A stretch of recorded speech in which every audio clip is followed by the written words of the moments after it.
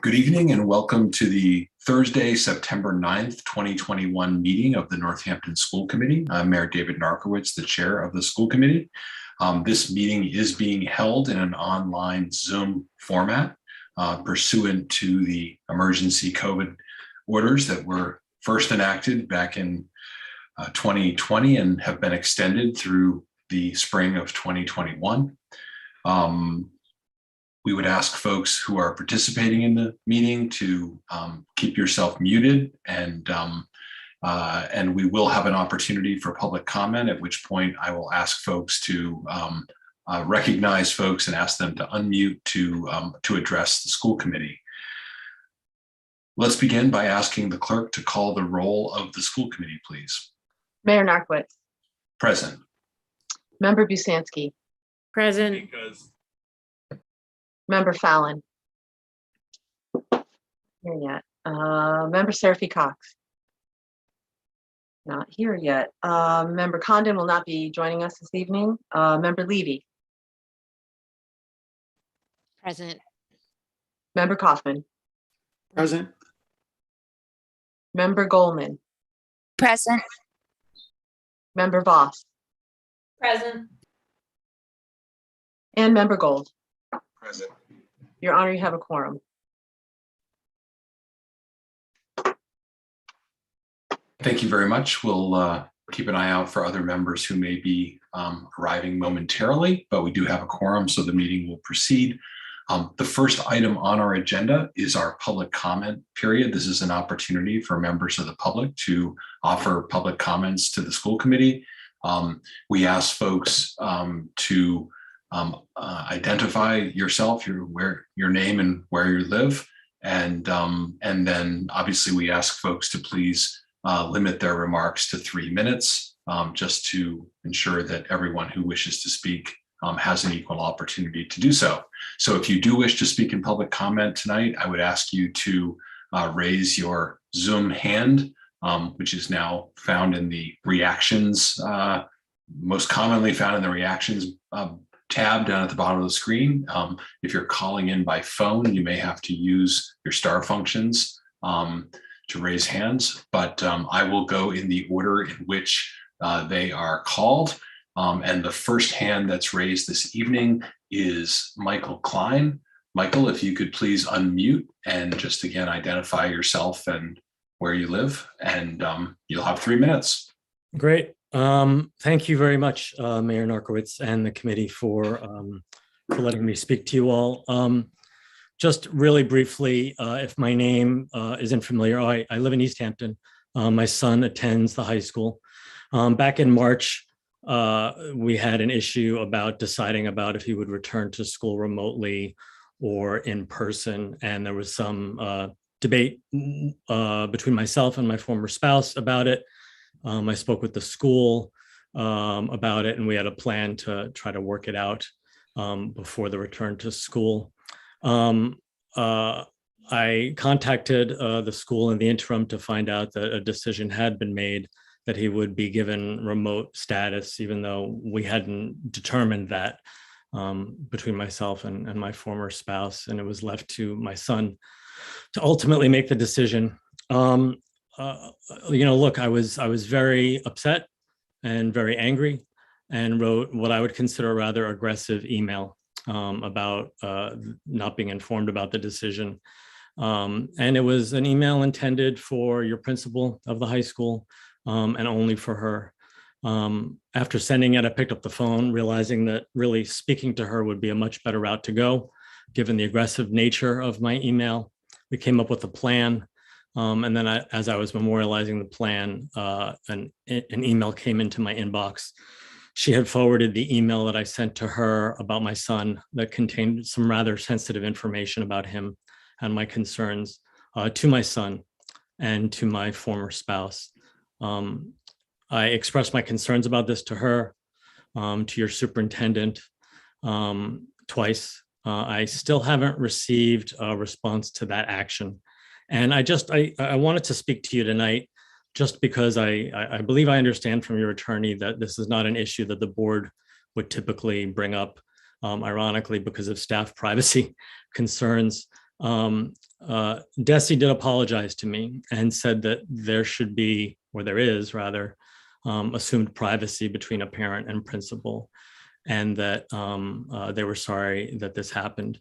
Essentially the reason that I wanted to talk to you was just so you could see my face, put a face to my name, if my name is familiar to you, if you did see my emails, and really implore you to try to take up this issue. I think this was an incredible lapse of judgment that was never acknowledged by your principal or your superintendent. And the fact that the committee won't put it on their agenda to me is a little disconcerting. I own, again, my anger, the aggressive nature of my email, but I do think that it's an item for the committee to consider going forward and how you manage these kinds of things. So with that, I'll turn things back over to you, Mayor. Thank you for your time. Thank you so much. The next person who has raised their hand to speak is Heather Brown. Heather, you can go ahead and unmute, please. And again, just introduce yourself and where you're from. Hi, thank you. I'm Heather Brown. I live in Florence. And as some of you may know, I'm the Vice President of the Northampton Association of School Employees. And I am going to speak in that role tonight, aside from being a parent and also an employee of the district. I just wanted to support and applaud the school committee for bringing back the updated policy on bias and hate symbols tonight and putting it early in on the agenda. And we at NACE really encourage this policy to be voted on as quickly as possible and instituted and incorporated into our code of conduct to make our schools a safe and just place for all folks to learn and also for us to work. So thank you for doing that. And I look forward to hearing more about the policy later on. Thank you. Thank you very much, Heather. The next person whose hand is raised is Kaya Imperial Jewett. Kaya, go ahead and unmute. Hi, thank you. My name is Kai Imperial Jewett, and I live in Leeds. I'm an 8th grader at JFK Middle School, and I'm here to tell all of you on the school committee how hate speech in school affects me and many of my peers. When I hear and see hate speech or hate symbols in school, I am immediately shocked. Shocked that it could be here at my school, the school where I and 600 of my peers go to learn every day. When the initial shock wears off, fear then floods into its place. Fear that if hate speech is here, then the violence it encourages could come here too. Violence that disproportionately targets certain groups because of how they identify. Violence that could target my classmates. Violence that could target me as an Asian American and a member of the LGBTQ+ community. This fear sets me on edge. I get nervous. I watch my back. I'm distracted from my learning and life for the rest of the day or even the rest of the week. All this to say, hate speech has no place anywhere, least of all a place of learning like our school. A place where everyone, regardless of race, gender, sexuality, ethnicity, religion, mental or physical ability, or any other aspect of their identity, should feel welcome. You have the power and the responsibility to make this place a reality. Please take it for the sake of our generation and all of those to come. Thank you.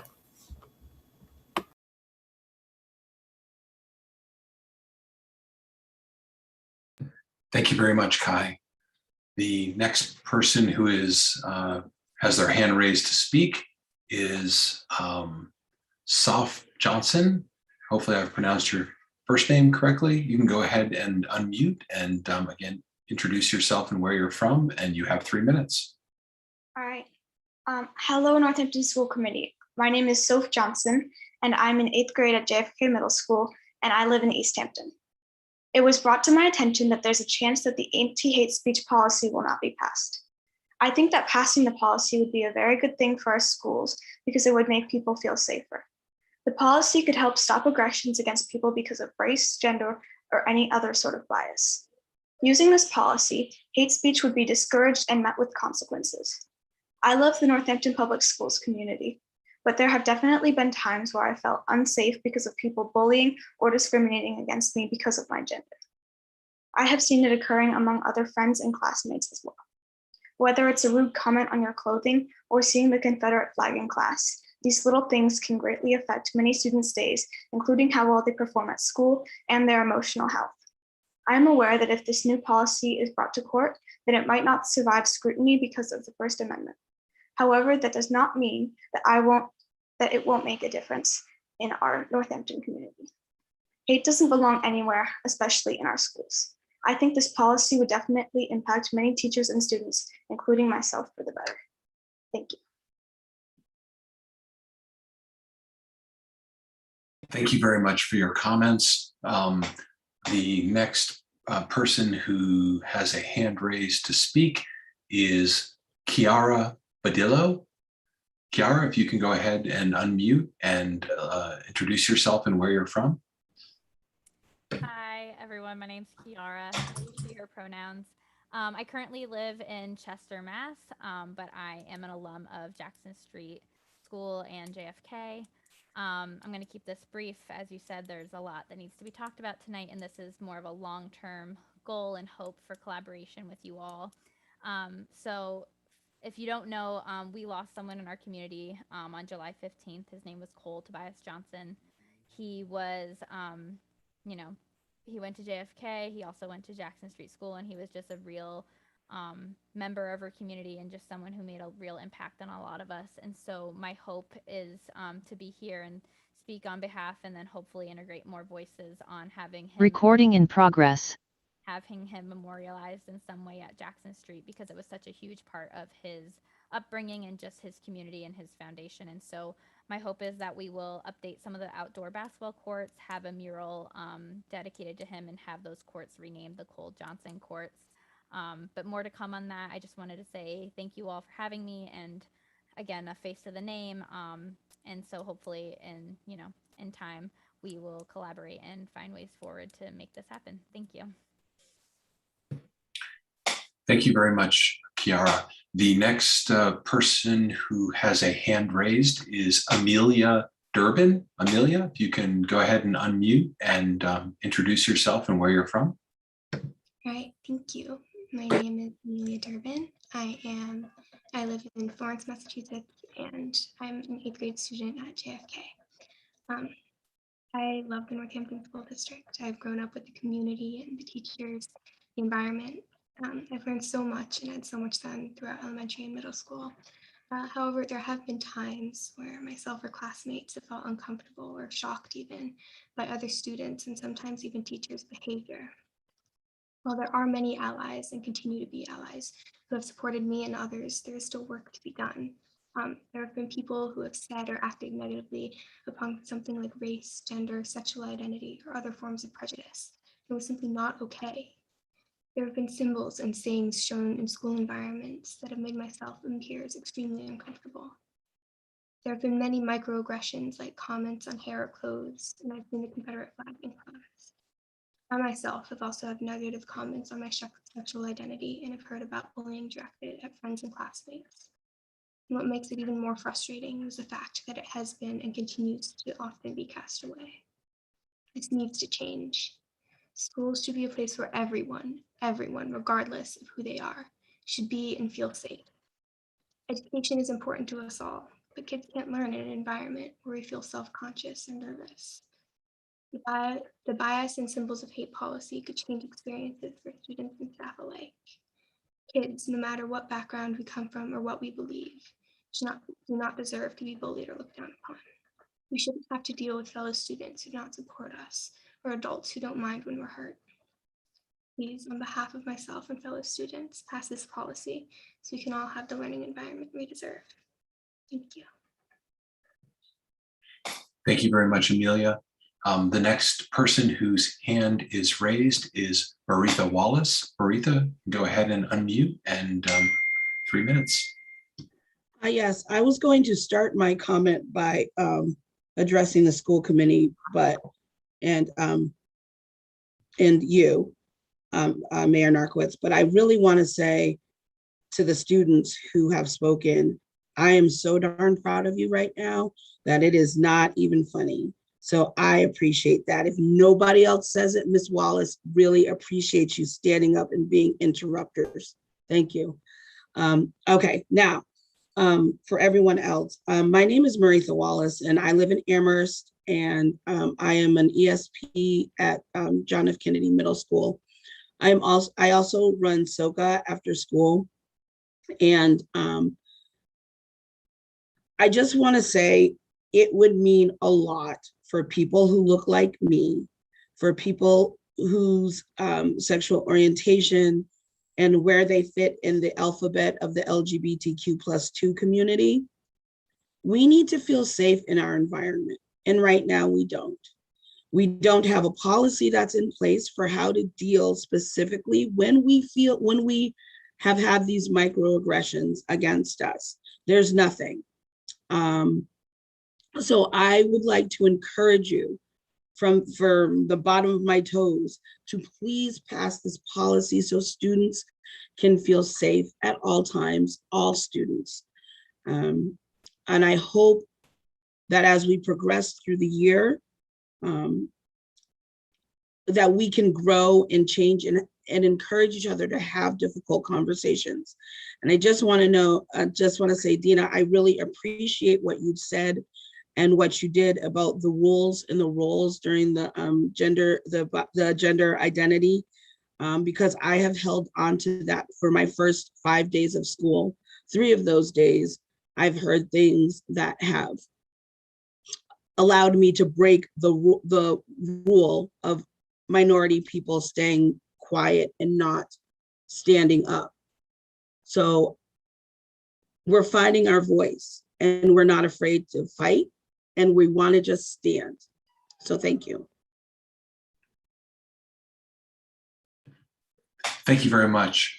The next person whose hand is raised is Christine White Ziegler. Christine, if you can go ahead and unmute, and you have 3 minutes, please let us know who you are and where you're from.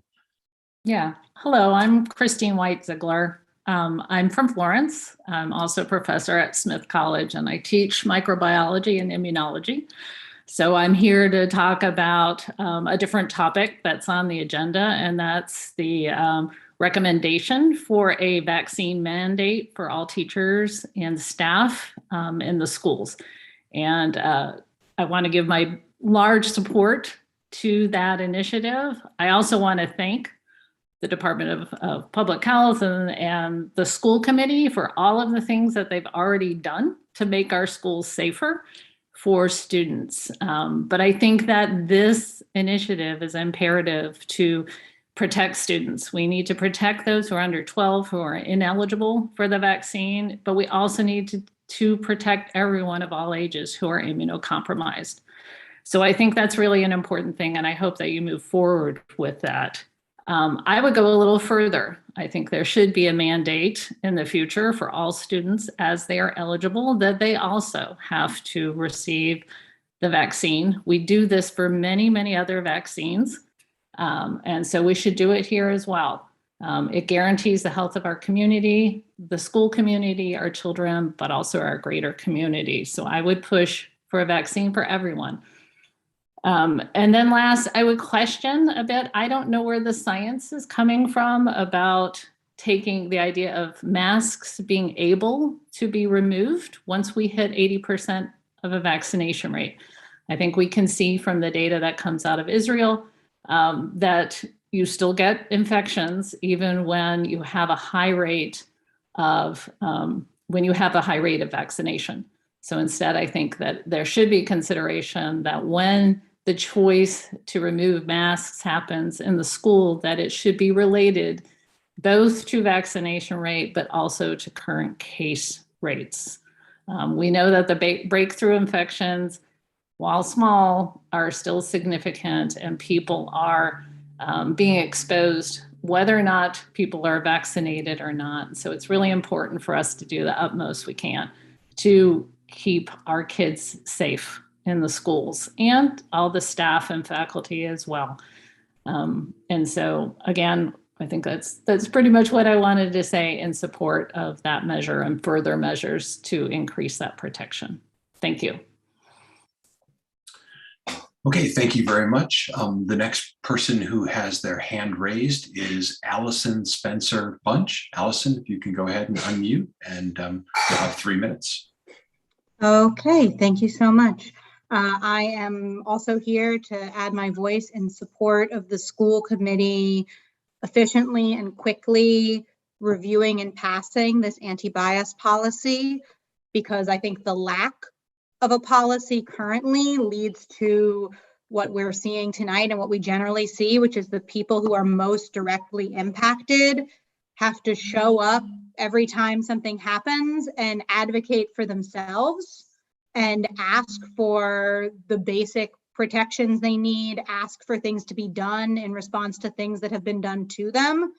And a policy takes some of that weight off and says, we care about this issue proactively, and we're going to do something about it proactively. So it doesn't always have to be the case that something happens and people have to ask themselves for them to be protected. Thank you. Oh, I live in Ward 5 and I teach at JFK. Thank you so much. The next person whose hand is raised is Jessica. Jessica, if you could unmute and let us know your name and where you live, and you'll have 3 minutes. Thank you. My name is Jessica Morris. I live in Northampton, and I wanted to speak in support of the anti-bias work and also to witness the bravery of the young people who spoke in this forum. And I also wanted to speak in favor of the staff vaccine mandate. I think that is a very important piece of the many pieces of keeping all of our community safe. I am also required to be vaccinated by my employer, and it has given great safety to many of us. So I really want to support the school board in having all staff vaccinated. I would echo the previous person who discussed making vaccinations a requirement for everyone 16 and older, now that the FDA has approved the Pfizer vaccine, and to explore making the vaccine required for everyone who's older than 12 or 12 and older. And lastly, I'd like to speak in support of having the superintendent and the school committee re-examine the current mask guidelines, which would allow for a student to spend the entire day in a mask with a single layer of fabric, and to reevaluate the mask guidelines and mandates in light of the most current science. Because currently, as they read, a student could wear a single layer of fabric as a mask and be in line with the current masking requirements. And I do not think that that is sufficient to prevent outbreaks and spreads. Thank you very much. And I very much appreciate all the school committee members for their time during probably the most unbelievably difficult time to ever be a school board member. Thank you. Thank you very much. The next person whose hand is raised is Oren Jenkins. Oren, if you want to unmute and identify yourself and where you're from.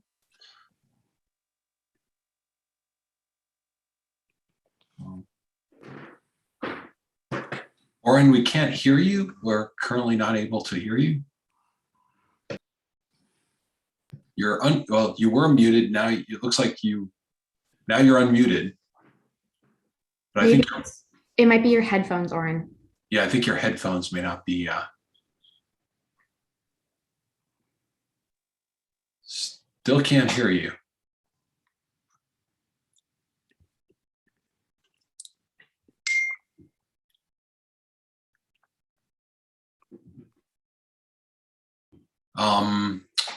So I'm not sure what may be happening, Oren. I don't know if you want, I can go on to the next person if you want to try to work on your microphone. It seems like your microphone is not working or not connecting to Bluetooth, so we can't hear you. Do you want to try one last time? Oh, okay.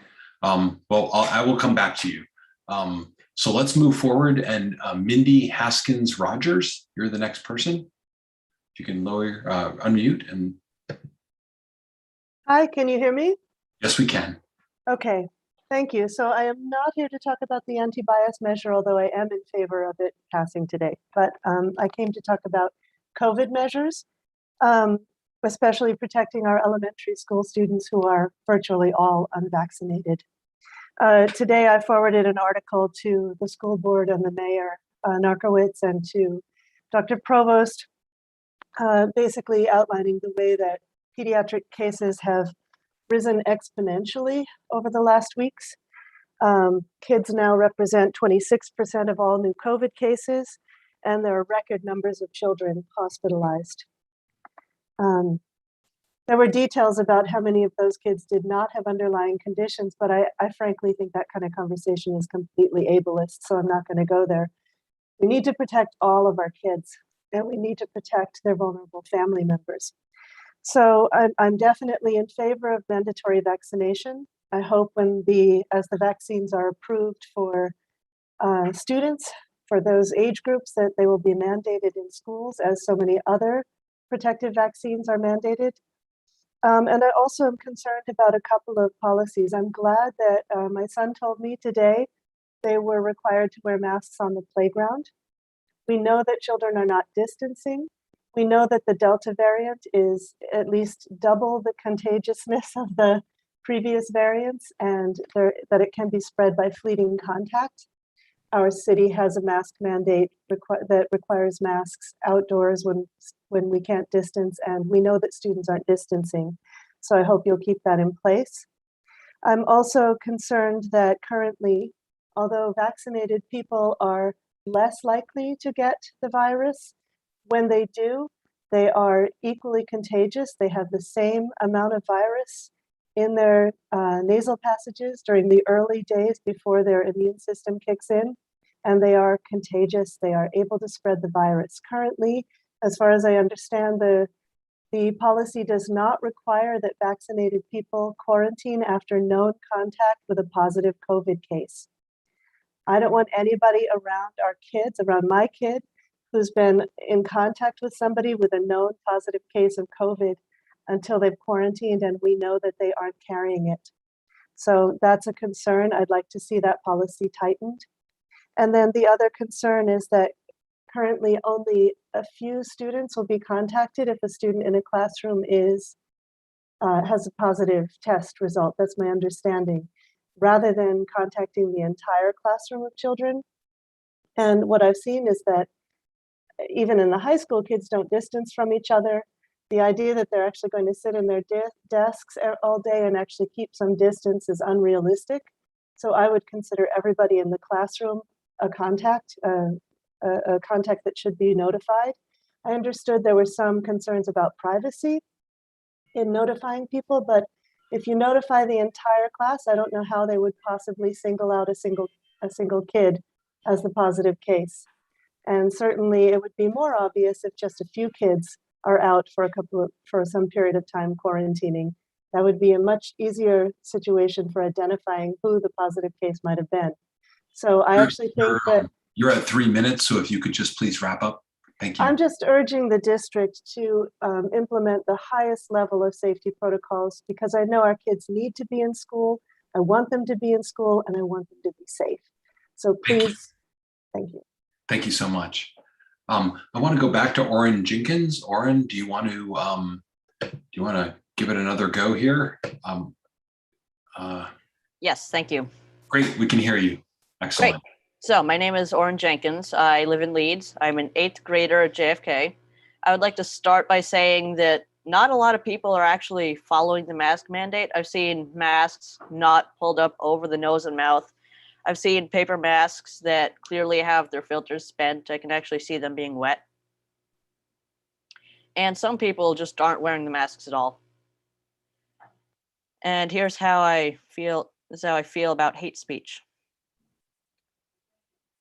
Hang on. Oh. Hate speech makes me feel unsafe, and I really feel bad for those who have had it directed at them. I expect all teachers not to use any derogatory terms or other offensive language. If I hear any, I will be very taken aback, and I would lose any and all respect for that particular teacher. I know our former president used hate speech a lot at his rallies and in press briefings, and that made me lose most respect for the United States. Once, I think during the winter, my family was driving to my grandparents' house, who live in Pelham. My dad saw a sign saying China virus while we were driving through Amherst. I didn't see it, but I was told about it. It confused me because I thought there weren't any store owners or hotel owners that would put something like that up on a public sign. Conclusion, I deeply and truly think that the anti-hate speech proposal is voted into effect. Thank you. Thank you so much, Oren. The next person whose hand is raised is Ruby Ferrari. Ruby, if you can go ahead and unmute, and you have 3 minutes. Hi, my name is Ruby Ferrari. I live in Northampton, and I am an 8th grader at JFK. I've seen people who are filled with pure anger, targeting people because of things that they cannot control. A school is not a place where anyone should ever feel safe. Ruby, we're having a little difficulty hearing you. Place of learning, place of peace and friends. Well, there are many allies in this community. There are many people who are simply not, who simply have no empathy. People who somehow think it is cool or funny. It should go without saying that bigotry of any kind ever. Yeah, that might make it better. It has. Okay, Thank should I you. start again? Please do. My name is Ruby Ferrari. I'm an 8th grader. I'm an 8th grade student at JFK, and I've seen people who are filled with pure hate, pure anger, targeting people. Sorry? What was that? I'm not sure. You were doing fine. Your screen disappeared briefly, so I think you may have an unstable connection. What was that?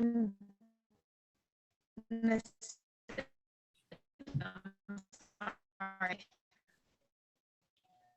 Yeah, I think we were able to hear you better when your video was off. You had a little bit more of a stable connection. You're sort of Yeah. dragging a little bit. Happens. Yeah, my wife is not great now. Yeah. Okay. Can you hear me okay? Yes, we can. Yes, we can again. Is my connection okay? Okay. Hi, my name is Ruby Ferrari. I'm an 8th grade student at JFK, and I've seen people who are filled with pure hate, pure anger, targeting people because of things that they cannot control. A school is not a place where anyone should ever feel unsafe. A school is supposed to be a place of learning, a place of peace and friends. Well, there are many allies here. There are many people who are simply not, who simply have no empathy. People who somehow think it is cool or funny. It should go without saying that bigotry of any kind is never, ever okay. I know that there is a chance this policy will not be passed. I don't know how that is a possibility or how there's not already a policy in place. The First Amendment protects an opposition to this ban, but it should be obvious that it is not an option to continue any longer without one. Thank you. Thank you so much, Ruby, and thanks for your perseverance with the technology. I know it gives us all a hard time every once in a while. So thank you for sticking with it, and thanks for your comments. The next person whose hand is raised is Anthony Peck. Anthony, you want to go ahead and unmute? Okay, thank you, Mayor Narkowitz, and thank you, school committee, for your service to the community. My name is Anthony Peck. I live in Northampton. I've got a middle schooler and a high schooler, which is kind of hard to believe. I wanted to talk about the vaccine mandate, which I was pleased to see on the agenda, and I think it's a great idea, particularly given the widespread adoption of vaccine mandates. But mostly I wanted to highlight the importance of adopting potentially more additional restrictions and looking for weak points where COVID might penetrate into the school system. So right now I just received an email from my employer, which is one of the universities in the area. So we had 146 positive cases amongst fully vaccinated students in the last 7 days. And our positivity rate is now 3.8%.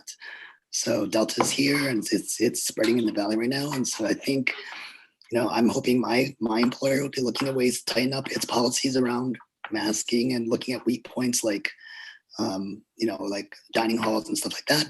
So I'd hope that the school committee will be thinking about where the weak points are in the public school system in terms of where the Delta variant might be penetrating into the schools going forward. So I'd be looking at, for example, lunch and recess. Thank you. Thank you very much. So that appears to be all of the hands that I see raised for public comment. So I believe that will conclude our public comment. I want to thank everyone for your comment tonight, especially our students who are here with us tonight. We really appreciate your making time and sharing your concerns, which I know the school committee shares. So thank you for being here as well. So let's move on to the next item on our agenda, which is announcements, which is section 3. And are there any announcements from members of the school committee? If you could raise hands. Any announcements? Member Gold, you have your hand raised. Yeah, thanks. So I just wanted to also share in a public meeting that after much consideration, I've decided to withdraw from the upcoming election for an at-large school committee seat.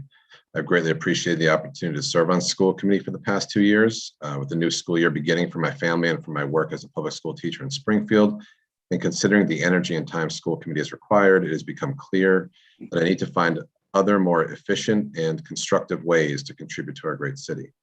I promise to diligently fulfill my responsibilities for the remaining months of this term. Thank you, and I look forward to continuing to be an active member of our community. Thank you, Member Gold. Is there any other announcements from the school committee? Okay, thank you.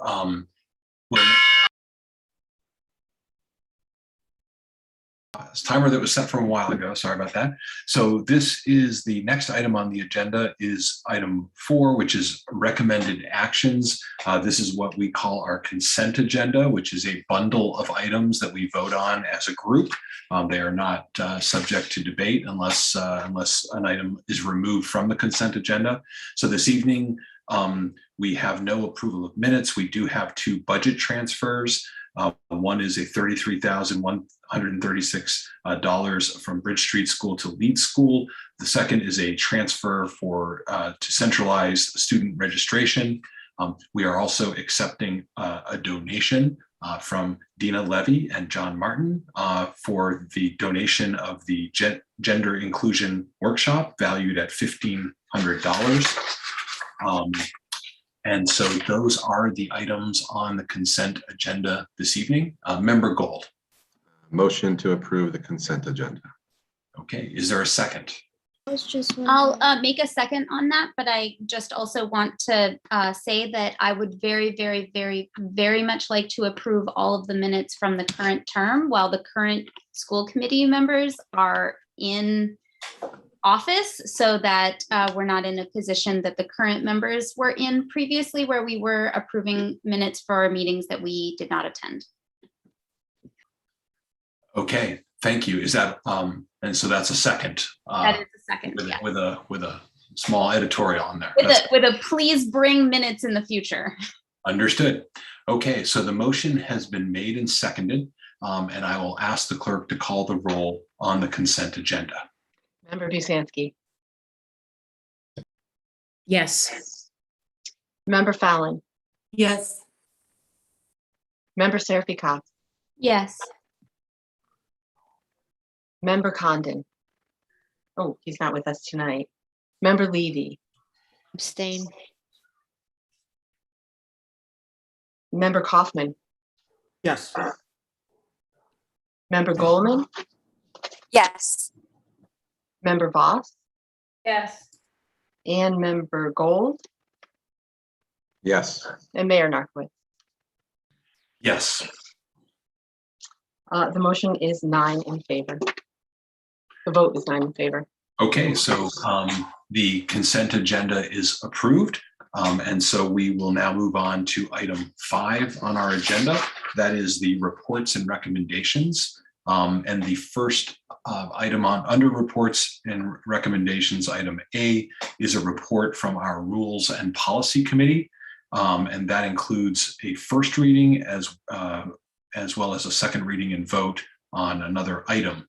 So the first reading relates to the draft bias and symbols of hate policy. And I will turn it over to Member Fallon, who's the chair of that committee.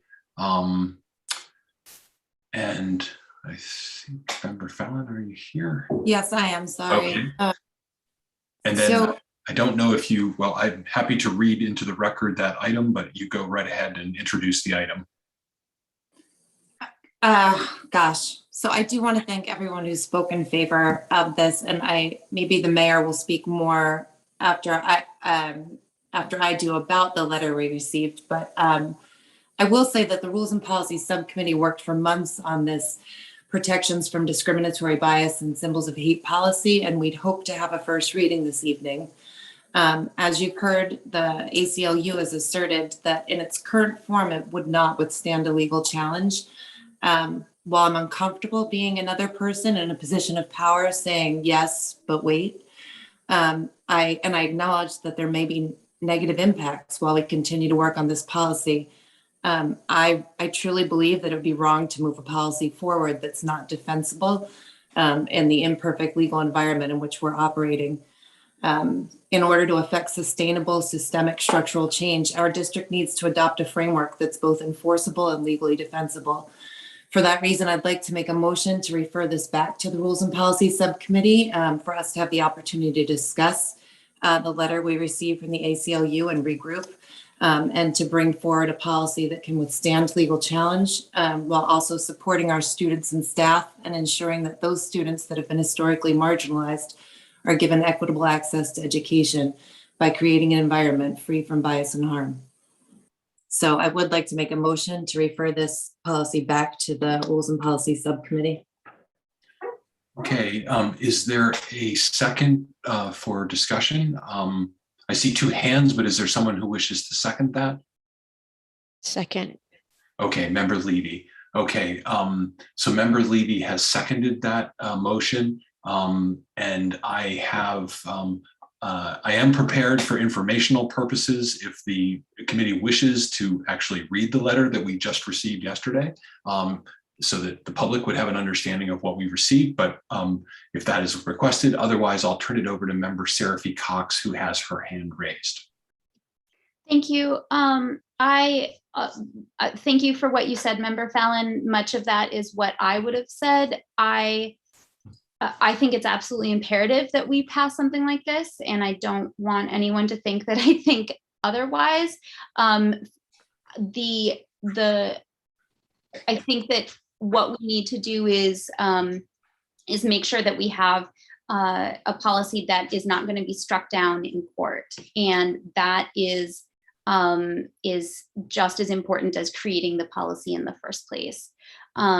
Because if we create something that is just going to get struck down, then it's like a straw man. You just push it over and it's gone.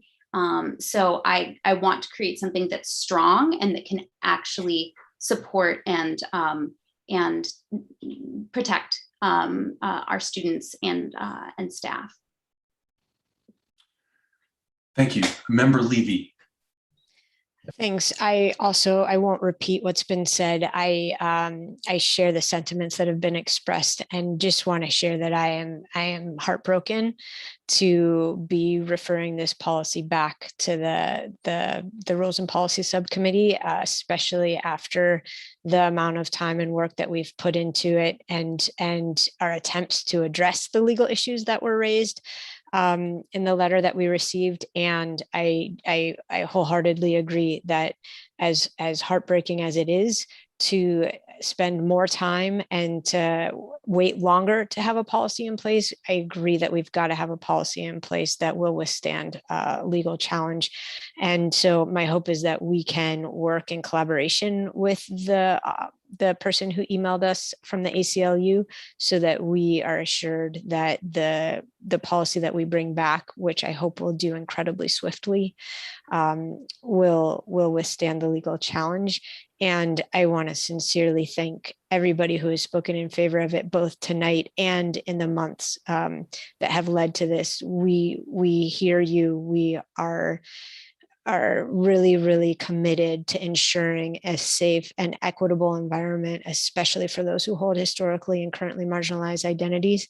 And one of the best ways we can do that is to have a policy that will withstand legal challenges.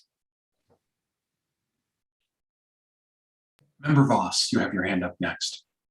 Thank you. And I'll echo everything that's been said, especially all of you who very bravely spoke out tonight about your own experiences, and all of the others who have spoken out over the past few months. Thank you. I just want to add to this that, yes, it's very important we do our due diligence to write the best policy possible. And we got an email yesterday suggesting that changes need to be made. I do have a question. I guess it's more a comment. I want the public to know we have had our lawyer, as far as I understand, look at this. We've had a lot of input from people who understand these issues. I've talked on the phone to a lot of people who had concerns about would it stand up. And I think it's, in some ways, we're leading the way here, and we should be. And so what I don't want to do is see us think we're going to get the perfect one that can't possibly be challenged by somebody, because it might be, and that's okay. So I just want to encourage us to do our best to make the strongest policy, but then we need to defend it and put it forward and live with it. Thank you, Member Voss. Member Gold. Yeah, I too echo appreciation and hope for getting something passed in the near future. I do want to ask Member Fallon if it's possible to make sure that when we come back, I guess would be the first reading, it's going back to rules and policy. If school committee can receive a response from the city's attorneys and school committee's attorneys to the ACLU's letter that we received. And if there is any back and forth, just for us to be able to know that the legal teams all had their rebuttals and their responses to it, rather than us debating the legality of it, just to make sure that we know that that's happened. Sure. Thank you. Is there any other comments or discussion from school committee? And I guess the question would be, would the school committee feel it appropriate for me to read the letter, since we're making a pretty important decision based upon it and people are finding out about it for the first time? We could certainly post it as well for people to read at a future, and to be able to read, we could post it on the website for people to read. I'm just trying to get some feedback on it. Member Gold. Considering the length of the letter and like the in-depthness that one would have to read it, took me a couple of times to really read it and digest it. I think making sure that it's posted, making sure maybe the Gazette posts it as well, or whatever means we can do to get it as publicly posted for folks, it would be the better way to go. Okay, thank you. Member Kaufman. Yep, I agree with Mr. Gold. Member Gold, sorry. There's so many citations to law and stuff that it really is deserving of giving somebody the opportunity to kind of look up those laws and legislation and what supported it. So I think it'd be better just to post it. Okay, so we will do that, and we will, it is a rather lengthy letter with significant citations to constitutional cases, both by the Supreme Court and by the Supreme Judicial Court, and other legal precedent. And so it's a lengthy legal letter. So it probably would be better if folks are able to just read it. So we just received it, and we can work with the district to get that letter posted on the school website, on the district website, so that people have access to it. Okay, so and Attorney Newman lives in Northampton, so I think the committee also would have the benefit of even inviting him to your next meeting. I know that the city has worked with the ACLU in the past on issues and ordinances and other policies that we have enacted, and the ACLU has oftentimes raised issues about them, but then they have been willing to work collaboratively with us to try to make sure that we can write something that will be defensible. So that's at least one other option. Okay, so there is a motion made and seconded to refer the committee, the policy as proposed, back to the Rules and Policy Committee. If there's no further discussion, I will ask the clerk to call the roll.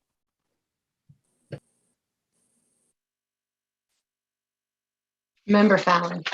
Yes. Member Seraphy Cox. Yes. Member Condon is not here. Member Levy. Yes. Member Kaufman. Yes. Member Goldman. Yes. Member Voss. Yes. Member Gold. Yes. Mayor Narkowitz. Mayor Narkowitz, did we lose you? You're muted. Sorry, my mute button was off the screen. I apologize. Yes. And Member Busanski. Yes. The vote is 9 in favor. Okay, so that matter is referred back to the Rules and Policy Committee. Then the next item on your list, Member Fallon, is a second reading and vote on the school committee handbook. I'll turn it back over to you. Thank you.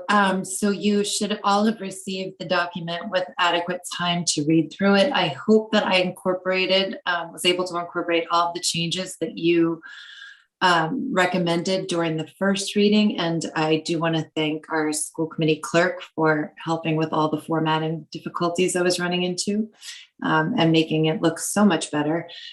So I would like to move to accept the school committee handbook as presented, knowing that as soon as possible, the links for policies will be inserted when the migration of the policies occurs. Second. Okay, there's been a motion made and seconded. Is there any discussion? Member Voss.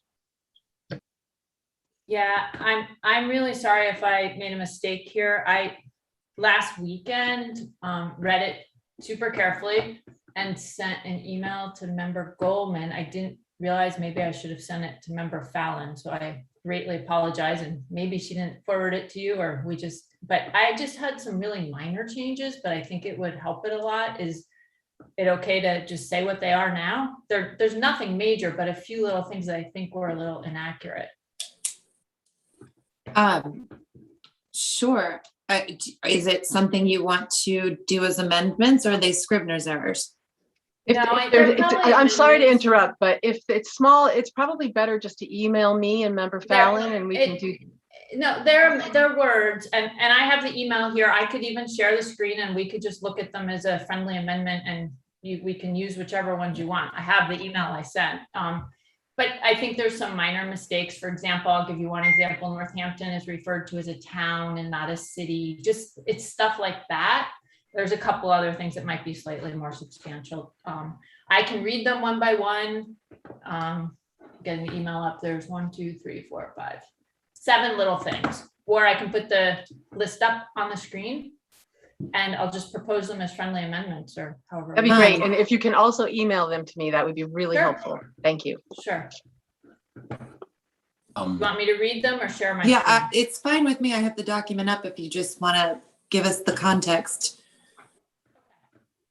Bottom of page 5, I suggest replace town officials with city officials since Northampton is a city. Right? On page 11, it puts the parliamentarian on the liaison position, and I think the role is more clear if it was listed along with the secretary on page 10, since it's not a liaison to another group. And it obviously is appointed by the mayor. I'm sorry, so where did you want to move it to? Page 11, it's currently on page 11. and I Right, would move under it liaison. one page sooner to go with the secretary, because it seems like that's a more similar role.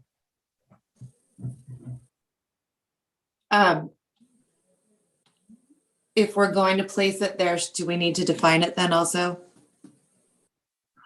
Because it seems Probably. like it would be strange to just have the word parliamentarian right there. Sure. Are you all okay with us defining that? Yes.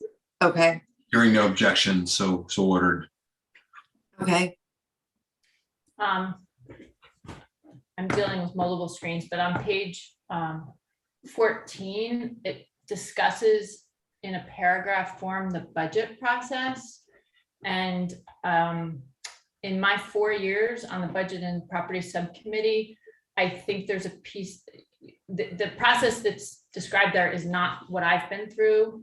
And I think what needs to be added is that the superintendent always does a public first view budget to the Budget and Property Subcommittee in mid-January. Right now, I don't have the words exactly in front of me. It says the first presentation is to the whole school committee, but it goes through a pretty heavy vetting process. In fact, that's one of the So would you, major so things. would you add that where it says the superintendent, and the district's business manager prepare the budget calendar and submit it to the school committee during the fall of the prior fiscal year? Would you have that read, present it to the Budget and Policy Subcommittee during the No. fall of the prior fiscal year?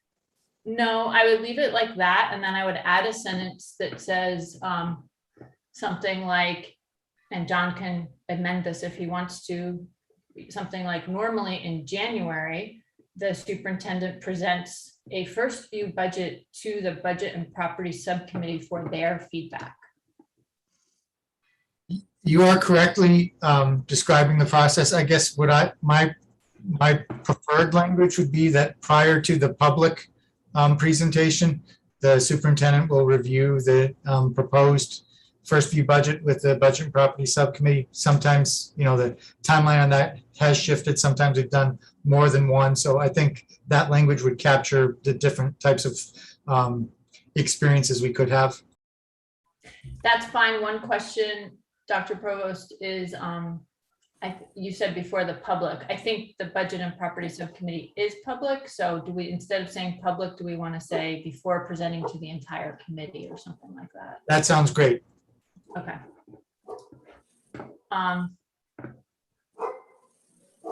Okay, I'm halfway done almost. So page 15, and I could be wrong here, but right now the way it's worded with the superintendent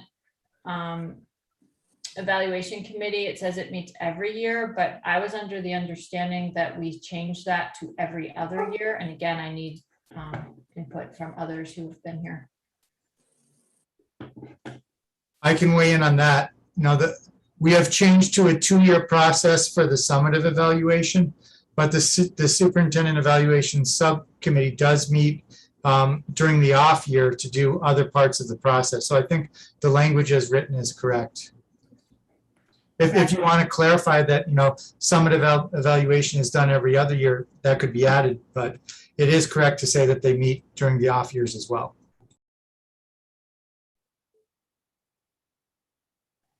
Okay. On page 16. I'm sorry, but yeah. Member Voss, were you all fine with leaving it as is, or did you feel that it was necessary to add the the additional language? I wanted it clarified for me as much as everybody, and I'm willing to, if everybody thinks it's fine, then I'm fine with it. I just wasn't totally clear. When I read it, I didn't think it reflected the recent change we made, but if others feel it does, then I'm okay with it. Sounding like folks are okay with it, or at least I'm not seeing a lot of hands, so. I'll keep going, thanks. On page 16, under negotiations, there's a phrase in there.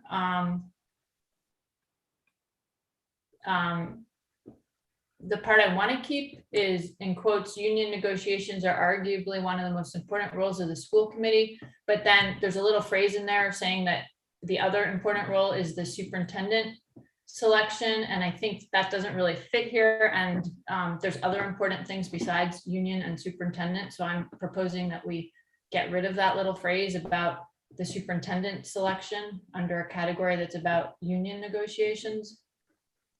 So just delete the entire sentence? Yes. That's fine. I mean, is this, obviously, we're all going to vote on this as a group anyway. So if anyone has objections, please tell us now. Yeah, these are just friendly amendments. You can take them or leave them.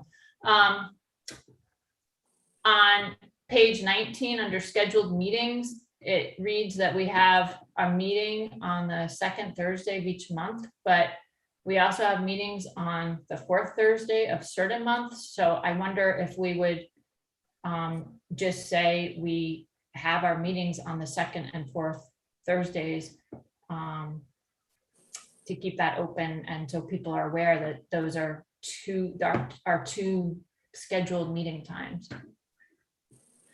You know, we struggled with this, to be honest. I mean, our November meeting's not even on the second Thursday because it happens to be Veterans Day. It's on Tuesday, and our July meeting typically gets changed to a Monday or Tuesday. And so, yeah, we were trying to just in general say when. How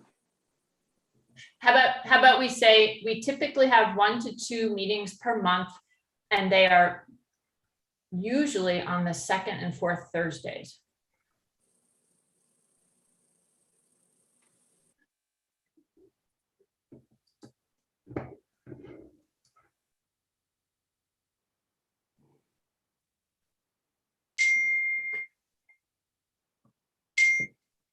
Okay. Okay, my last suggestion. It's under meeting agendas on page 19, where it says that they're emailed to members. And I thought we talked about this in our retreat way back when, adding something like materials will be emailed by the Friday preceding the upcoming meeting or 6 days before the meeting. You know, either of those, something that's aligned with our practice, because we've gotten much better at that. Which page? 19, I think. Meeting agendas. It says they're emailed to the members, On the bottom of 19. but a big change we made, which I think was really good this term, is that the expectation is we will get the materials the weekend before the meeting, whereas that didn't used to be the practice. And I think it's good to put that practice down so it doesn't get lost.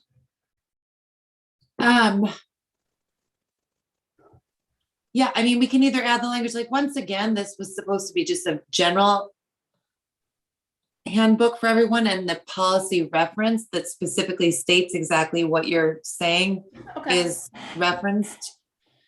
But it's up to, yeah, it's up to the committee whether they think that's necessary. I think it's helpful. Okay. I'll throw it out there. I do think that if it seems like everything's in here, folks might not read the policies. And I do like that the policies are there.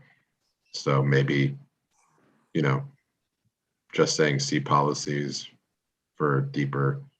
So I don't know. Okay. So just to add the language, meeting agendas along with necessary documents, materials are typically emailed to school committee members the Friday before a Thursday meeting. Is that what you're saying? Just even the Friday before their next meeting would be fine Okay. with me. Thank you. Are there any other changes that anyone would like to recommend before we adopt this?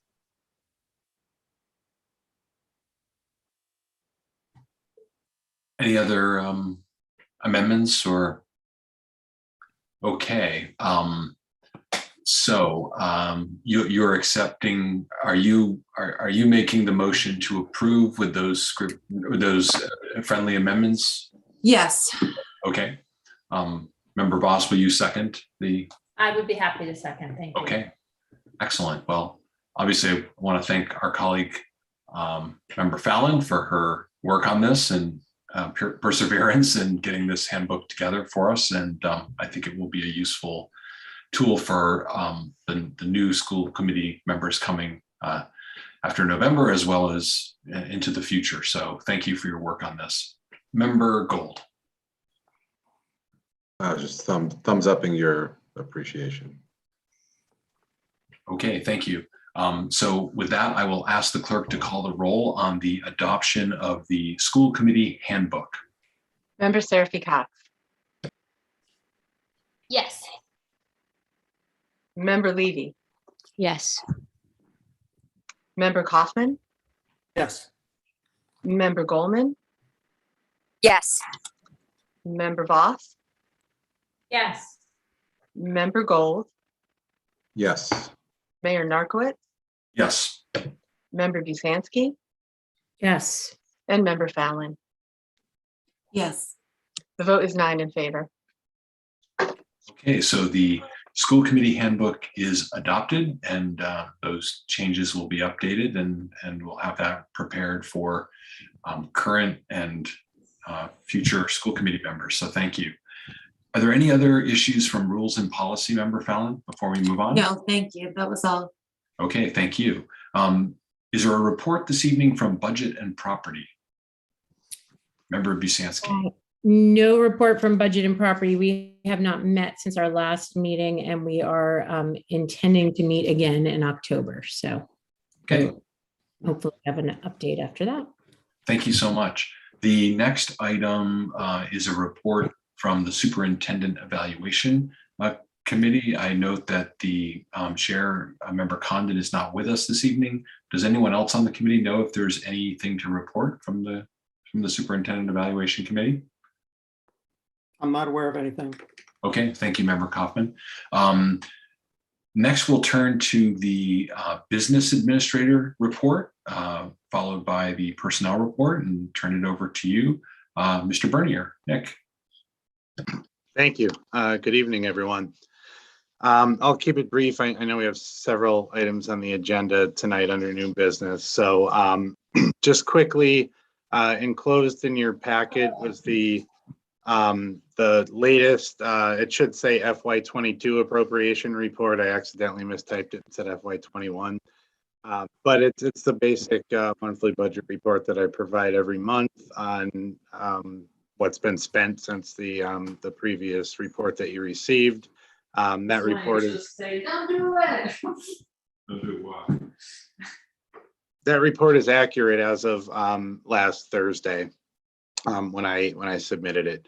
My next step with this is to be looking at areas where transfers will need to be made in order to cover any shortfalls for employees who either are no longer being paid with grant funds, or sometimes an employee gets a raise due to getting a new degree or a new contract or something like that. Those things are that they're not always easy to predict when the original budget is created. So sometimes transfers have to be made to accommodate for that once those things actually happen. So now that the bulk of our hires have been done, although there are still several vacancies across the district, I'll have a much better idea of what's going to need to be transferred where, and I will work on doing that.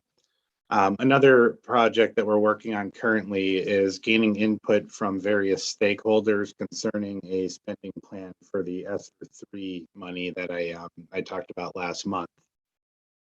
One of the requirements for securing the funds is to get input from various stakeholders. So To begin that process, Dr. Provost has reached out to several different people to set up meetings with different groups of stakeholders. I believe there's 8 or 9 total groups and meetings scheduled. So different groups, including our Special Education Parents Advisory Council, our English Learners Parents Advisory Council, NACE, just various groups that certainly have an interest here. And that input will be compiled and will certainly be crucial to us in developing the plan. The other piece of what we need in order to submit the grant proposal is essentially a reopening plan, which the district already has. Obviously, schools are open at this time. I will probably, well, I should say definitely look at the reopening plan and, ensure that it's updated to what our current needs are, including safety procedures that are necessary at the time of actually submitting the grant, because that's going to look different than it did when the original reopening plan was submitted last year. So I will work on getting that done, and then the proposal is due on October 4th. The input from the stakeholders is going to be huge in just determining how we want to spend these funds. We're getting almost $3.4 million to be spent by September 30th of 2024. So it's quite a bit of money and quite a bit of time to spend it. So it's very important that different groups of people's voices are heard in helping us to develop a plan for how we're going to spend this. You'll hear more on that later. I'm also working on submitting the fiscal year 21 end of year financial report to DESE. It's due every year on October 4th, and it's basically reporting on all of the spending we did in the previous year. It's a very large task. A lot of information has to be compiled and then transposed into a very large spreadsheet that gets submitted and then later on audited. So I'm working on that as well. You're most likely all aware that the compressor on the freezer at JFK failed on August 25th. It's already been replaced with a used compressor as a temporary fix. That's already up and running. I heard from our food service director today. And we're hoping that temporary fix gets us through until capital funds are secured to replace the unit. I know it's going to be on the plan for next year because that unit has been in need of replacement for a little bit of time from what I understand. The used compressor came in just shy of $5,000, which we were able to cover from food service revolving account money. And the last piece I have are just the 4 warrants that were approved during August of 2021. And those were included in your packet. So that's all I have right now. Thank you, Mr. Bernier. Are there any questions about the financial report? If not, you could move on to the personnel report. Don't see any hands raised, so if you want to move on to the personnel report. Okay. The month of August has a lot more activity on it than July did, or last month, as you can see. We have 43 new hires on here. And the reason why all those hires are on here now and not last month is because their start dates weren't until, or most of their start dates were until August 30th. So as I said, most of the hiring at this point is done, but there are still several vacancies, primarily with ESPs, that's a problem all over the place. That and bus drivers, it's been hard to find employees across the country even. During the last month, we also had 15 separations. We had 10 resignations, 1 retirement, and 4 one-year leaves of absence. As you know from last month, have been looking at demographic data of staff members that are leaving to see if there's any sort of patterns or anything like that. The demographics of the staff members who resigned in August 73% female, 27% male, which pretty much mirrors our district demographics according to the what's published on the DESE website. That will be updated in October. It gets updated in October of every year. So what's on the DESE website might not completely mirror our demographics because obviously changes happen between, over a 12-month period. But from what's there, that mirrored basically the makeup of our workforce. Of the people who resigned as well, we had 82% of them were white. 9%, which ended up being one staff member, was Black, and one staff member was identified as white and Hispanic. So, our staff primarily is Caucasian. As I mentioned last month, there's I don't know that I see enough here to establish any sort of pattern of staff members of color resigning disproportionately, because there haven't been that many individuals that have actually done that, but it's certainly data that I will continue to look at to see if there's any sort of pattern that we need to investigate or anything. And I think that also is in line with the work that we're doing of attempting to increase the diversity of our staff here in Northampton. So also we had 12 transfers, people moving to different positions within the district over the course of last month. So I see that there's a couple of hands up. Yes, I was going to recognize Member Voss with a hand up and followed by Member Levy. Thank you. And thank you for that information. I know I've been the one the last couple of meetings to just say, it feels like we have a lot of veteran teachers not retiring, but resigning. And I still feel that way just looking at these. I appreciate that you're looking for patterns very much, Nick. But that kind of information is important, but there's other information that's important too, such as our teachers and other educators leaving for better pay in other districts. That's something the school committee really needs to know. We have some fantastic teachers that we'd like to probably keep around, and not understanding why some of them are leaving is troubling to me. In particular, I in preparation for this meeting, looked at the list from the last 3 meetings when I've asked about exit interviews.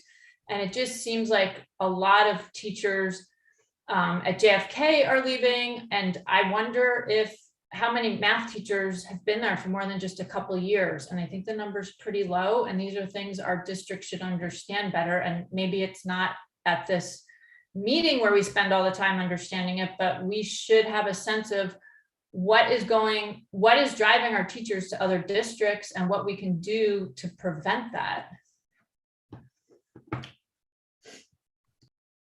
Thank you. Member Levy.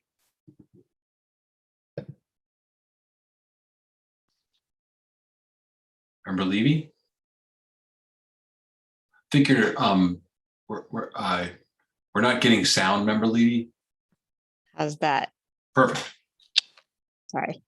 I also want to echo my gratitude to Nick for looking, for sharing that data and really looking for patterns. My hope is that as we're looking for patterns, we can do so in more of a longitudinal way. I think when we look from month to month to month, we are probably not going to see patterns, but we've got to really compile that data, and I think look over like the last 5 years to look at who is leaving. And so my hope is, and perhaps that's what you're already doing, Nick, but if not, my hope is that we can do that both from the perspective of, are we losing folks who hold certain identities? Also, are we losing folks who work at a particular school? Are we losing folks who work in a particular subject matter? I think all of those patterns are going to be really important. And given the fact that we don't have exit interviews right now, we'll need to simply look at the data and begin to ask questions. But exit interviews, just to support Member Voss's point, would allow us to then have a little bit of qualitative data to back up that quantitative data. So I just want to continue to encourage us to do that, but to look in a more longitudinal way. I do, Member Levy, keep a running spreadsheet. So everything that I've looked at since we had this conversation a couple of months ago is there. So that at least, you know, for the last couple of months and going forward can be looked at longitudinally. It would be quite the undertaking to try to dig back a few years in terms of that. I think, I mean, you know, you could get some basic data, you know, out of like our personnel, you know, accounting software that we use. But in terms of getting any kind of qualitative data, I think that would be extremely difficult at this point. Yeah, I agree. I think the qualitative data would be necessary moving forward, but I do hope the quantitative data, I would imagine our HR, if it's not in this system that you're talking about, our HR rep's office should be able to run a report on the folks who have left, the subjects they've taught, and the identities they hold.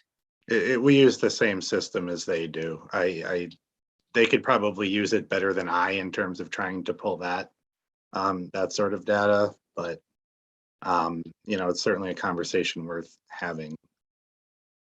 Thanks. You're welcome. Member Gold, you have your hand up next. Yeah, I had another thing, but just on this point of the data, if you are doing any of it, I think at some point it'd be helpful to have some perspective, right? Because we can look at all the data we want about Northampton, but if we're on par with other districts or not, I mean, that says a lot. So, you know, somewhere down the line to be able to, you know, compare us to similar districts would be helpful rather than just looking at our own hires and all that. And then my last thing, I think we've seen it previously, and if maybe you said it today and I missed it, but I don't know if there's a way to know how many vacancies we still have, like in your personnel report each month, like, you know, where you show like the hires, the separations, just like how many vacancies are there? Yeah, that's a good idea. I could include that in forthcoming months. I can just look at the personnel sheet that I have and you know, that's easy. Okay, thank you. Any other questions for Mr. Bernier about the personnel report? Okay, thank you very much, Nick. And we'll now move on to Dr. Provost and the superintendent's report. Thank you very much. In the interest of time and given the length of the agenda, I'll keep my remarks brief tonight. As you know, schools are now fully open for the first time in 18 months. We've had to address 3 COVID-related events, a false positive that resulted in a temporary quarantine of a class, a positive case with multiple contacts, and a cluster of cases. I'll just mention now in reference to some of the communications that we heard during public comment. I will be doing an update on our status, and we will be making some changes to our health protocol, so that will be going out tomorrow. Our struggles with mold and transportation have been well documented, so I won't go into them here. We continue to move forward with the implementation of the DIP. That progress is reflected on 2 of your agenda items, which would enable us to create a truly centralized registration process as outlined in the DIP. Keeping our schools open really has been a daily struggle for the past 2 weeks. But we have a great team in place, and we're fully committed to continue that struggle with every ounce of our energy for as long as it takes. That's my promise to the community, and that's my report tonight. Thank you, Dr. Provost. So now we have no items under section 6, but we will now move to then section 7. Section 7 begins with item A, which is a presentation and vote on revised DIP or District Improvement Plan metrics. And I'll turn it back to you, Dr. Provost. Thank you. I will share my screen to make this conversation more efficient.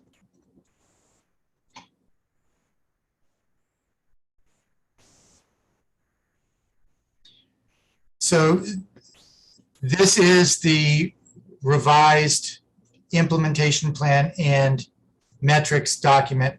I'm only going to review the new information. The new information is all in red. I'm going to start with page 16, which is the first place that has changes. As you will recall, the original proposed metrics were about increasing the number of, or the percentage of individuals who agreed with statements that would reflect positively on the district.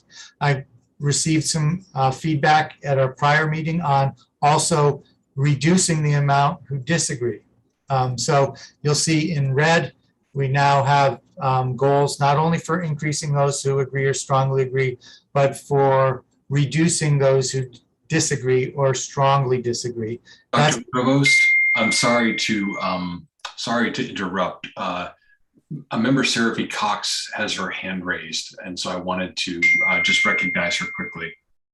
Thank you, and sorry to interrupt, Superintendent Provost. I was wondering if perhaps we could either table this or put it to the end of our agenda, as I know that there are many items on the agenda that members of the public were here to hear about, including the vaccination and other, health safety issues related to the opening of schools. And just as Superintendent Provost was talking about, the opening of schools is of paramount importance right now. So I'm wondering if we can either, also I would move to put this at the end of the agenda. Or I don't know if that requires a motion, or if as the chair, you can just do that. I'll accept a motion. Okay. Is there a second on that motion? Second. Okay. Any discussion on the motion? Again, I just want us to be mindful that we try to, work through our agenda and accomplish these things. We've put off a number of things for several meetings now. Member Gold, did you have a comment? Yeah, I would just say that considering how much we have not, how much we put this off and the importance of it, I would ask that we keep it where it is. And if any, move other discussions further down that are there rather than move this. So I would be voting no against for this. Okay, so, all right. So any other comments on this? Okay, I'll ask the clerk to call the roll.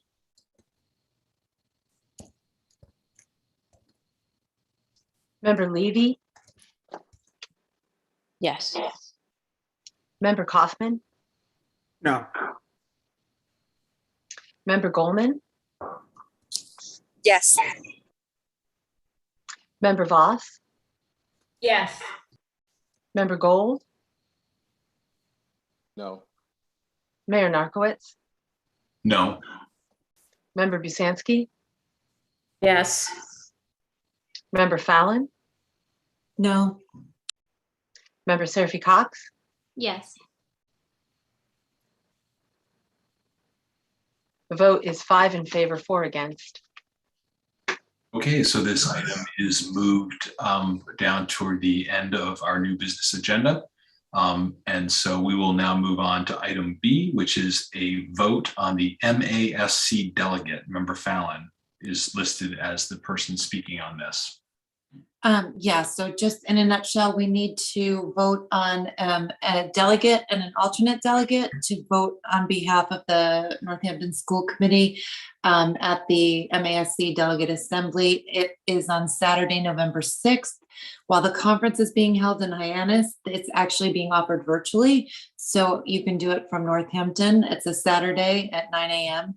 And typically we would put on the agenda for October the resolution so that the committee could express their, sort of give you a general idea of how they would like you to vote.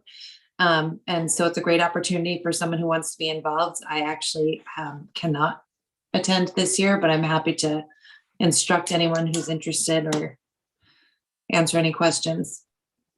Okay, Member Seraphy Cox. I have a feeling that it's a little bit of a not it situation. So I was just raising my hand to let folks know that I would be willing to either be the alternate or the person. Okay. Member Goldman, do you have a similar inquiry or? I'd like to nominate a committee member to be the MASC delegate this year. Okay, I'd like to nominate Member Levy to represent us at the MASC annual event. okay. All right. Is there a second to that nomination? Second. Okay. Is there any further discussion on that? Is Member Actually, Levy Yeah. I think available? Ask Member Levy if she's available. I'd like to amend my motion and I'd like to make a motion to nominate Member Levy to be our MASC delegate and Member Seraphy Cox to be our alternate, I mean. Okay. So I guess I should ask the two members, do you accept this nomination? I do, and I'm also happy if Member Seraphy Cox wants to be the first one and I am the second. That's also fine with me. I'm happy to be the delegate. If that's, yeah, up to you, Member Seraphy Cox. I think you can be the delegate, I'll be the alternate, and if your much younger kiddos deem it necessary, I can fill in. I second it. Okay. Okay, so there's been a motion made and seconded to nominate our delegate and alternate delegate to the MASC. Is there any further discussion? Hearing none, I'll ask the clerk to call the roll. Member Kaufman, Yes. Member Goldman, Yes. Member Voss, Yes. Member Gold. Member Gold? Yes. Okay. Mayor Narcoitz, Yes. Member Busansky, Yes. Member Fallon, Yes. Member Seraphy Cox, Yes. Member Condon. Oh, he's not here, sorry. And Member Levy. Yes. The vote is 9 in favor. Okay, so thank you to Member Levy and Member Seraphy Cox for representing us at the upcoming MASC convention. And thank you. And we'll now move on. Actually, item C, which was a report from Pam Plummer on the special education audit, is being moved to a future meeting date. So we will move on then to item D, which is a vote on the Section 504 coordinator job description. And this is one that Dr. Provost has. Member Seraphy Cox, is your hand up or is that from the previous discussion? That is from the previous discussion. Okay, Sorry. just making sure. Okay, Dr. Provost, this is an item that was originally on our last agenda. Do you want to give us a quick overview? It actually was originally on an agenda many years ago. So we're resurrecting this. This job description was actually presented first to a prior school committee. At that meeting, it was never taken up. In fact, it was taken off the agenda because it was felt there wasn't sufficient funding for the position at the time. Later on, we did find another way in the budget to create a 504 coordinator. However, we never had the committee approve this budget. I'll take responsibility for forgetting that it was actually not taken up the night it was supposed to be taken up. Now we have another situation where we're trying to find a 504 coordinator. We actually have an agreement or a potential agreement to resolve some issues that depends on us hiring a Section 504 coordinator. So I'd like to represent this job description for your approval at this time. Okay, is there a motion to approve the job description? Motion to approve the 504 coordinator job description. Okay, is there a second? Second. Okay, is there any discussion or questions about this item? Hearing none, I will ask the clerk to call the roll. Member Goldman, Yes. Member Voss, Yes. Member Gold, Yes. Mayor Narcoitz, Yes. Member Busansky, Yes. Member Fallon, Yes. Member Seraphy Cox, Yes. Member Levy, Yes. and Member Kaufman. Yes. The vote is 9 in favor. Okay, thank you very much. So that job description is approved finally. So the next item on the agenda is a vote. This is item E. It is a vote to offer the superintendent a successor contract and to authorize the chair to enter into preliminary negotiations with the superintendent, subject to school committee approval. Member Seraphy Cox. I was going to make a motion. Okay. I would like to move to offer this superintendent a 1-year successor contract and to authorize the chair to enter into preliminary negotiations with the superintendent subject to school committee approval. Second. Okay. So there's been a motion made and seconded. I was going to explain by way of background that this is a requirement of our contract. Our current contract is to give the superintendent notice. The actual date was the end of June as to whether we would enter into negotiations with him for a successor contract. That got pushed further out into the future because of the summertime and obviously our busy agendas the last several months. And so typically what has happened in the past is that the committee has authorized me to enter into negotiations, which essentially means to go to the superintendent and get a proposal from him to then bring it to the school committee for consideration in executive session to negotiate, terms of a potential successor agreement. And so the vote really was to enter into negotiations. So that is really what I was seeking this evening. I'm not sure that we we get into the details of actual terms of the agreement or length of the agreement. That's typically something that's done in those negotiations within the contractual negotiation. So I guess I would have some concern about that in terms of what the current contract says. So that's, I guess those are the concerns I have about the motion, the way it's made. Certainly the committee can, that could be part of the negotiation that can happen, but it's generally not how this process occurs. So I just want to raise a concern about that.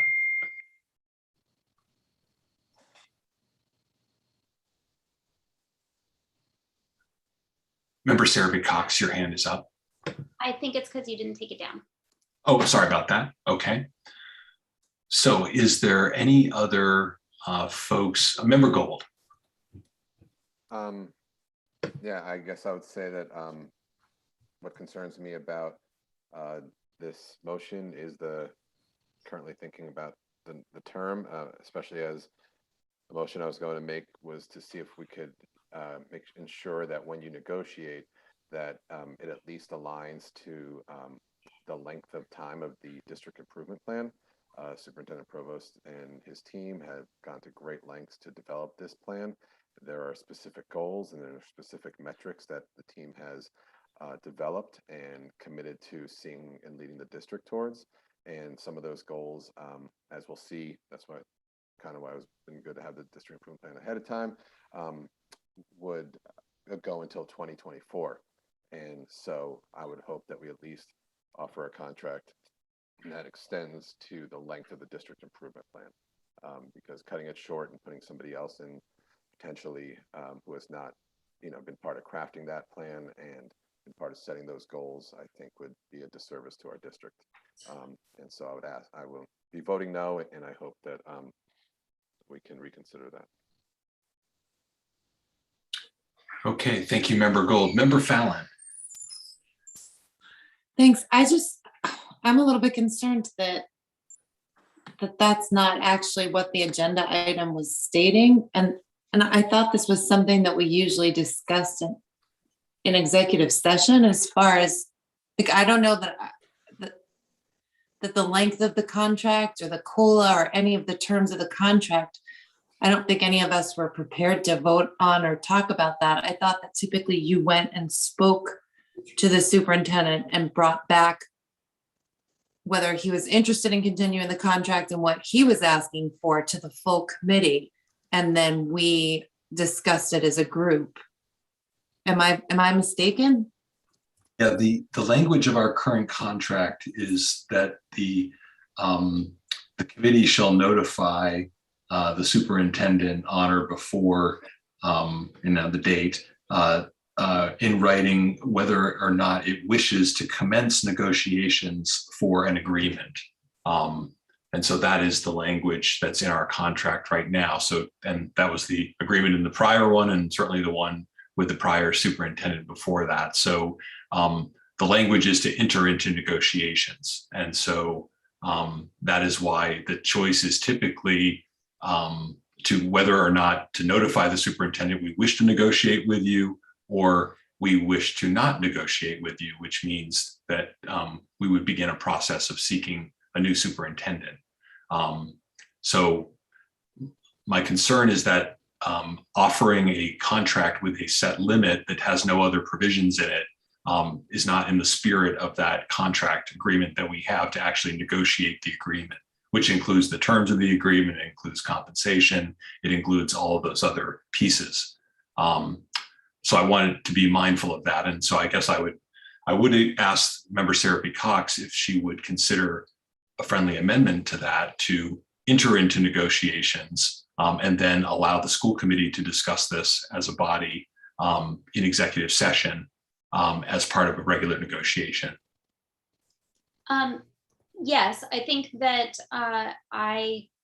just seeing it on the agenda and the information that we were sent ahead of time did not have that much context. So I was imagining that it might be something that it was going to be a more open process. I do not that I'm saying that that's what I like the idea of negotiating in executive session is what is one thing that I will say. I do hope that that deliberations about that contract can happen respectfully without Superintendent Provost present.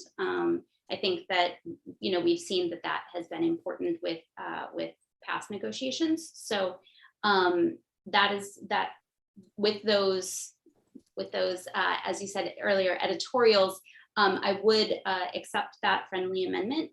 And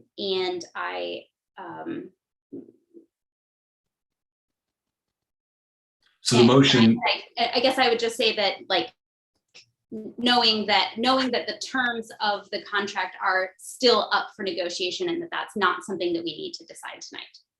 That is what makes me more comfortable.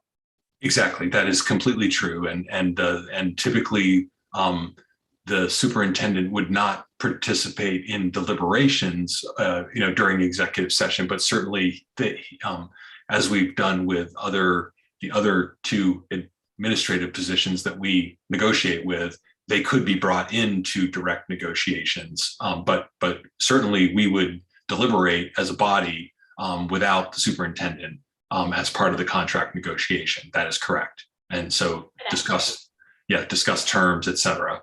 And then obviously for the public, all of this information would become public once the contract is signed and the executive session minutes are released. So yes, this is not binding to any type of contract or term of contract. It's really to just follow through with our obligation to let the superintendent know whether we intend to enter negotiations on a new contract or not. And so really my request would be that the vote be to enter into negotiations for a successor contract, and then to work out those details as a school committee in those negotiations. Okay. Okay. Member Voss. Thank you for that explanation. I have another question, which is what is the timeline for what you just described, Mayor Narcoitz? So, and in particular, on my mind is that we're going to have a new school committee coming in on January, and you know that there's nothing wrong with that. I just wonder if this school committee is going to be having these executive sessions to talk about what the appropriate contract might be, or will that be something the next school committee is doing? What do you envision for that? Well, what I would envision is that I would come back to you at our very next meeting, and we would have an executive session. And at that point, I would have a very clear, proposal from the superintendent to bring to you.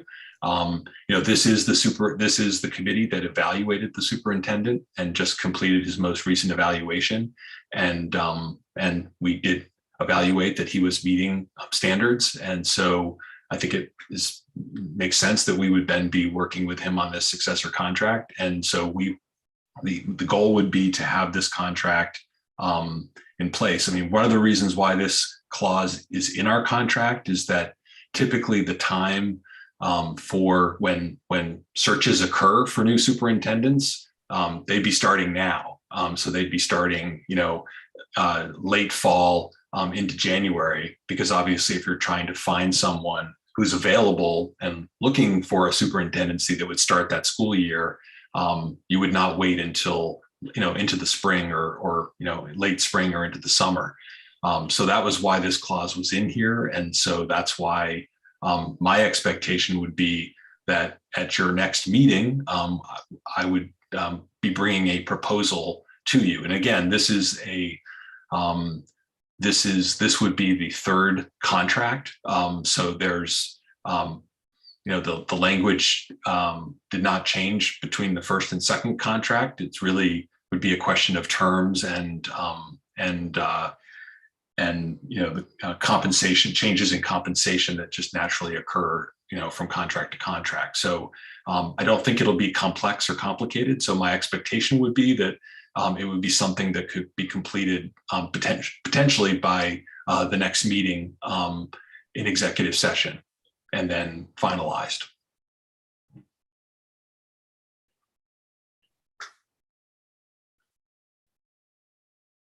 Okay, so I believe the motion then that has been made and seconded would be for the school committee to enter into negotiations with the superintendent for a successor contract. And is there any further questions? Hearing none, I would ask the clerk to call the roll. Member Voss, Yes. Member Gold, Yes.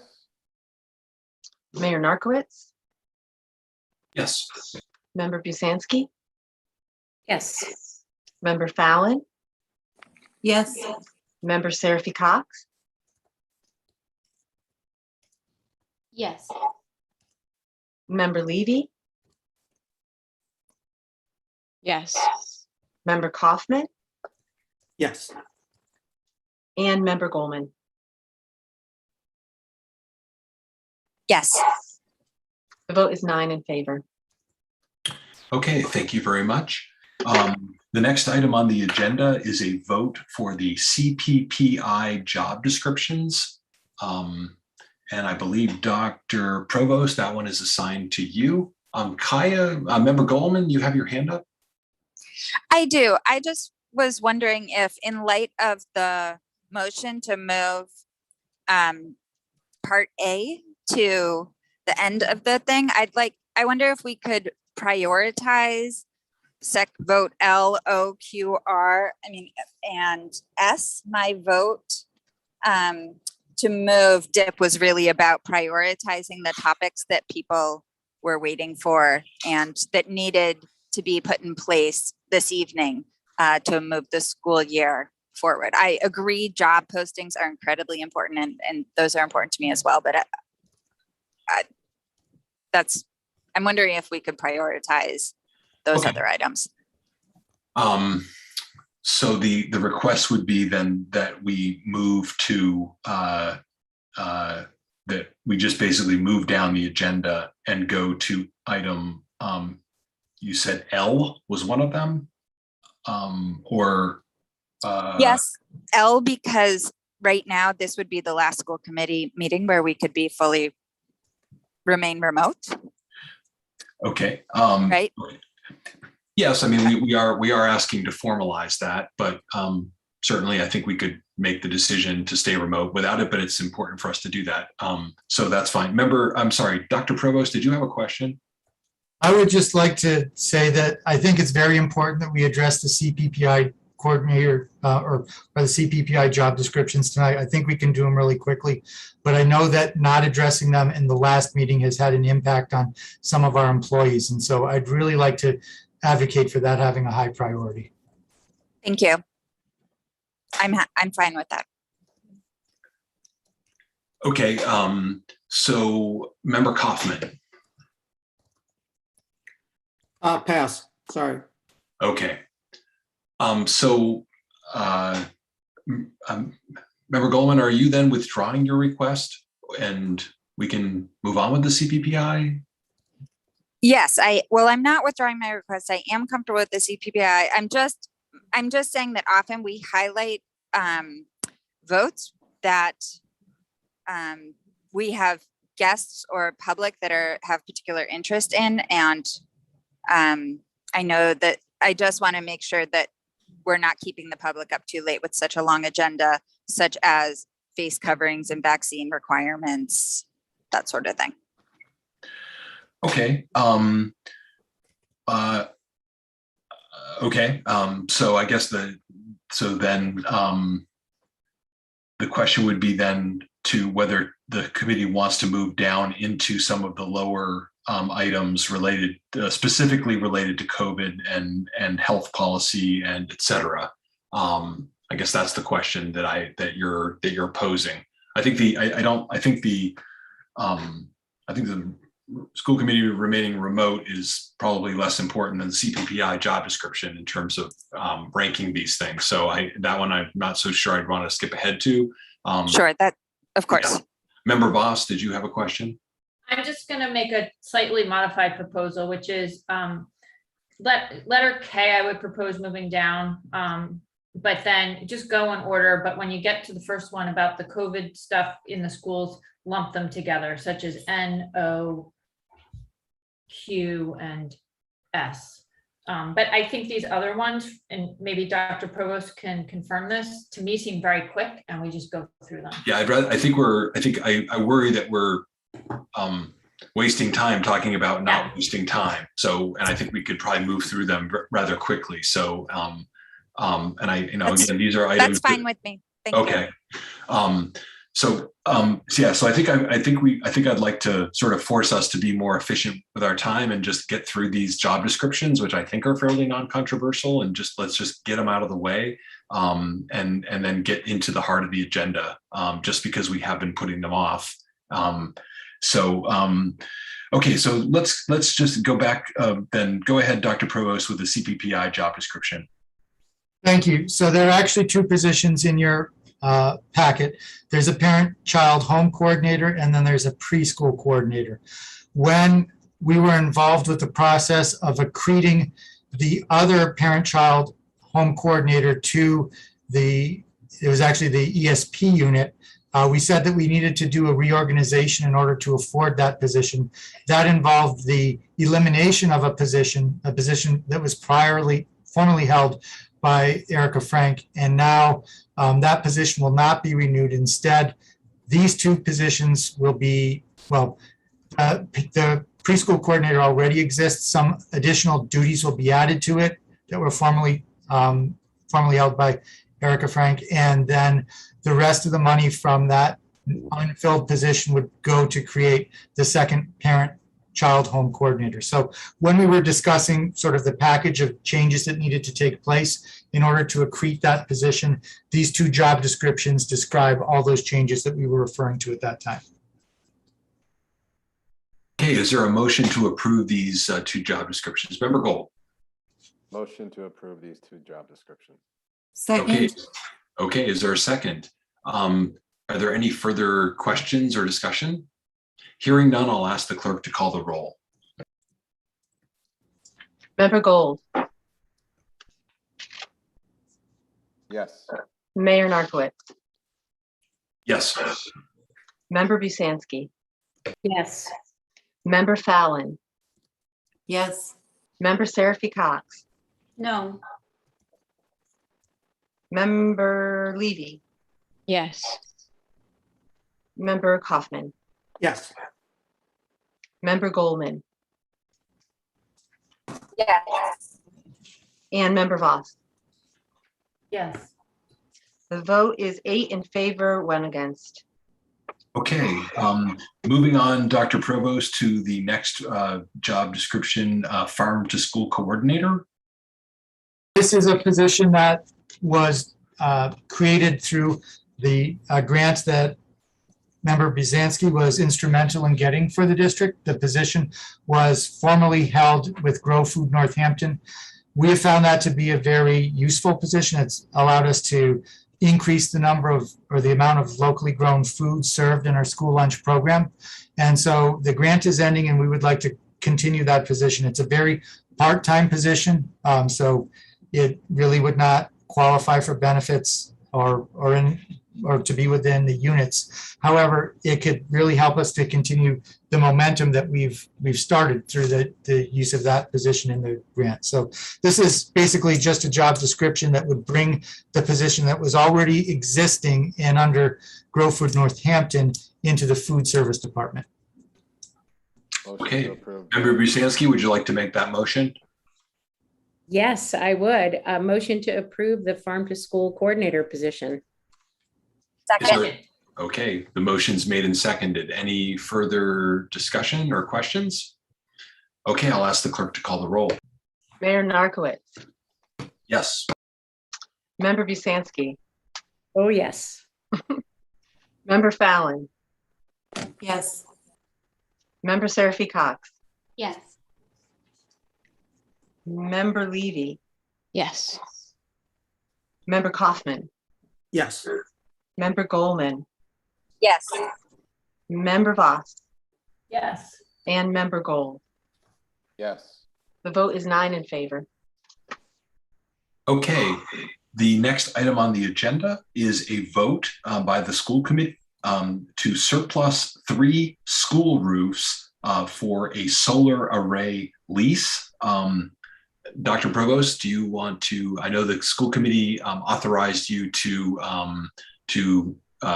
investigate this and work with central services and work with the generous donors who are wishing to donate these 3 arrays. And so do you have anything to add?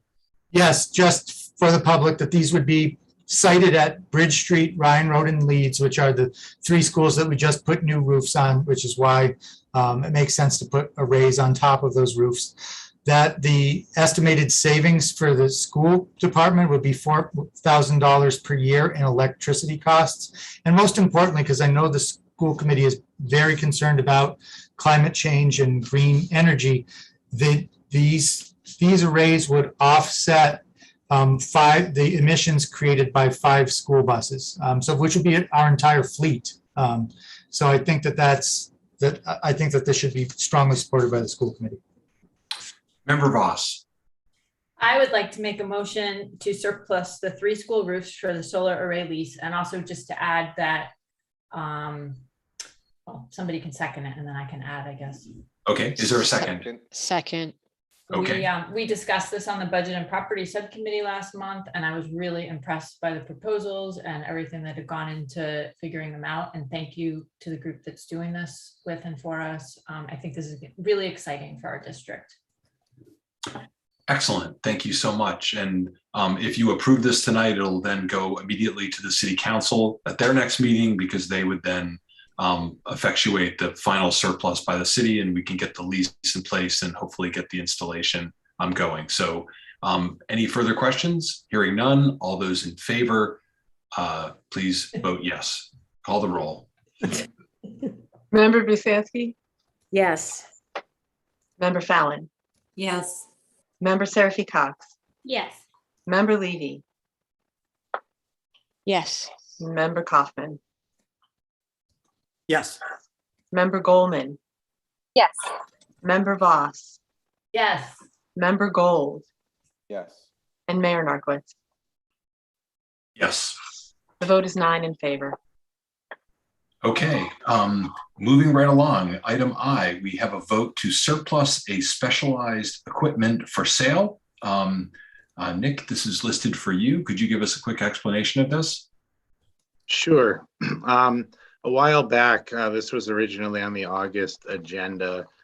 Smith Vocational and Agricultural High School reached out to our Director of Special Service or Student Services, Dr. Pam Plummer, about basically purchasing some specialized equipment from us. The specialized equipment is basically a receiver for an FM system for a student who has difficulty hearing. Rather than have Smith purchase a brand new one, which would cost about twice as much as we're proposing to surplus this for, the receiver is already configured for the student, so it would, make their transition to Smith a lot smoother than having to, go out and get a new one and get that process taken care of. There's certainly no reason not to do that. It would make that student's transition a lot easier.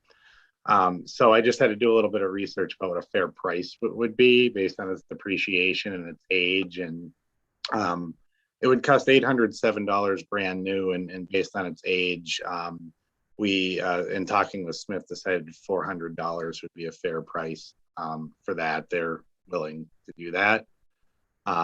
Since the August agenda, or since the August meeting rather, Smith actually is going to purchase one more of these things from us for $400.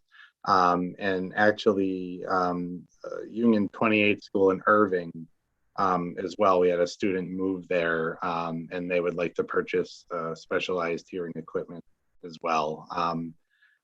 The equipment in question there would be receivers and an FM system.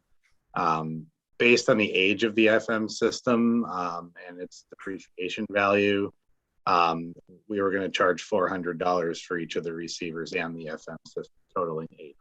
So we just need the committee's approval in order to make that official.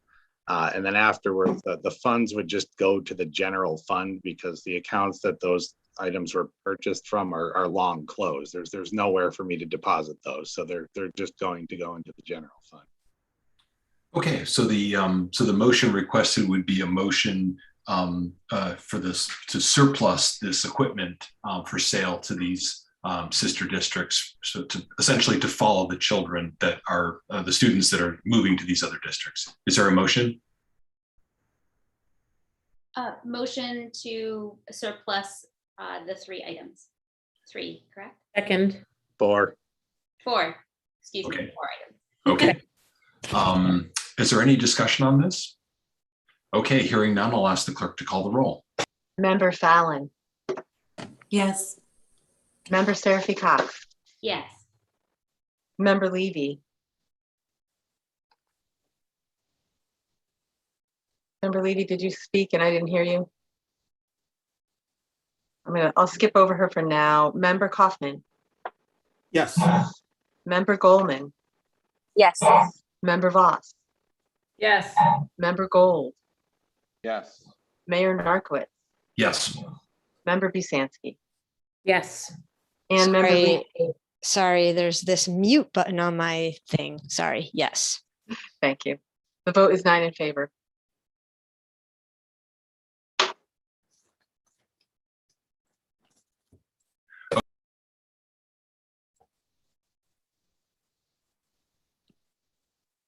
Mr. Mayor, I don't think we can hear you. Sorry about that. My mistake. I'm having the same mute button issue. So the next item on the agenda is item K. It's actually a discussion. There's not an actual vote associated with it. I guess I would ask whether Member Levy would allow us to move that discussion to the end, knowing that we have these other votes that we have to take versus discussion. Sorry, I was moving rooms and I believe you froze while I froze. So I only heard part of that. Are you asking me to push this discussion off? My answer would be yes, if that's what the question was. Yeah, it was basically I mean, there was a question anyway about whether this should have been under school committee discussion topics anyway, because it was a discussion and not something with a set vote. It's so I guess I was asking if you'd be okay if we just kept going on the votes and then pick this up at the end if we have the time. Yes, I actually would prefer that we push this to our next meeting because Okay. of the length of this meeting. Okay, that's excellent. Thank you so much. Mr. Mayor, I think we might be skipping another one, the math interventionist. Yes. Yes, indeed. I got a little too quick with my check marks there. So we'll go back to that one. Sure. I guess I'm preemptively asking you if it was okay after J. So let's take up J, which is a 1-year math interventionist position at JFK, and go to Dr. Provost. So as you'll recall, in the budget process, we added the culture coach at the middle school, which allowed us to free up a teacher to be a second math interventionist at the middle school. Based on the screening results we had in the winter, we thought that doubling of intervention support for the middle school would be sufficient. However, I said at the time we needed to really be flexible with this and take a look at the spring results and allow for the possibility of making some adjustments.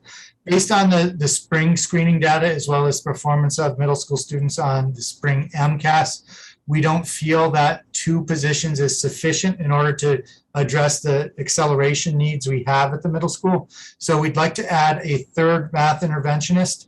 The hope would be that this would be a 1-year position to deal with the gaps we're seeing and to get kids caught up. And then we could fall back to the pattern that we had established in the budget of having 2 interventionists at the middle school. So we, as Nick said, we do have ESSER's 2 funds and ESSER's 3 funds that could be tapped for this purpose. And I think it's a very excellent use of those funds. It's right on point to helping us with the recovery process from COVID. So this is a request, essentially a budgetary request for us to be able to access the ESSER's funds in order to support a 3rd interventionist at the middle school. Okay, is there a motion to approve this 1-year math interventionist at JFK? Motion to approve the 1-year math interventionist at JFK. Is there a second? Second. Member Kaufman seconds. Is there any discussion? Member Gold. Yeah, Dr. Provost, you said that it would be a 1-year position. And I recall when the budget property meetings and even maybe in the whole school committee meeting, you talked about the challenge of doing a 1-year position and all the repercussions. Like we actually had talked about, can we do temporary positions and you advised us against that. And so if you could just speak to that for me, that'd be great.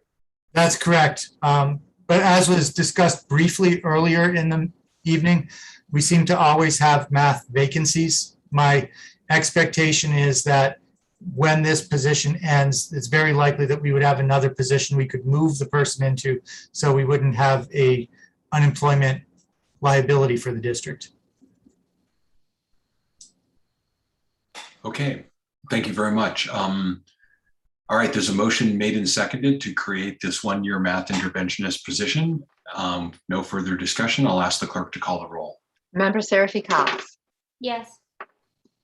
Member Levy, Yes. Member Kaufman, Yes. Member Goldman, Yes. Member Voss, Yes. Member Gold, Yes. Mayor Narkowitz, Yes. Member Busansky, Yes. and Member Fallon. Yes. The vote is 9 in favor. Excellent, thank you. So that is approved. As previously discussed with Member Levy, we are going to put off this discussion to a future meeting. Thank you, Member Levy, for that. And so we'll move to item L, which is a vote to essentially indicate that the school committee will remain in remote meeting status through the end of 2021. And this is actually would align us with what the city council did.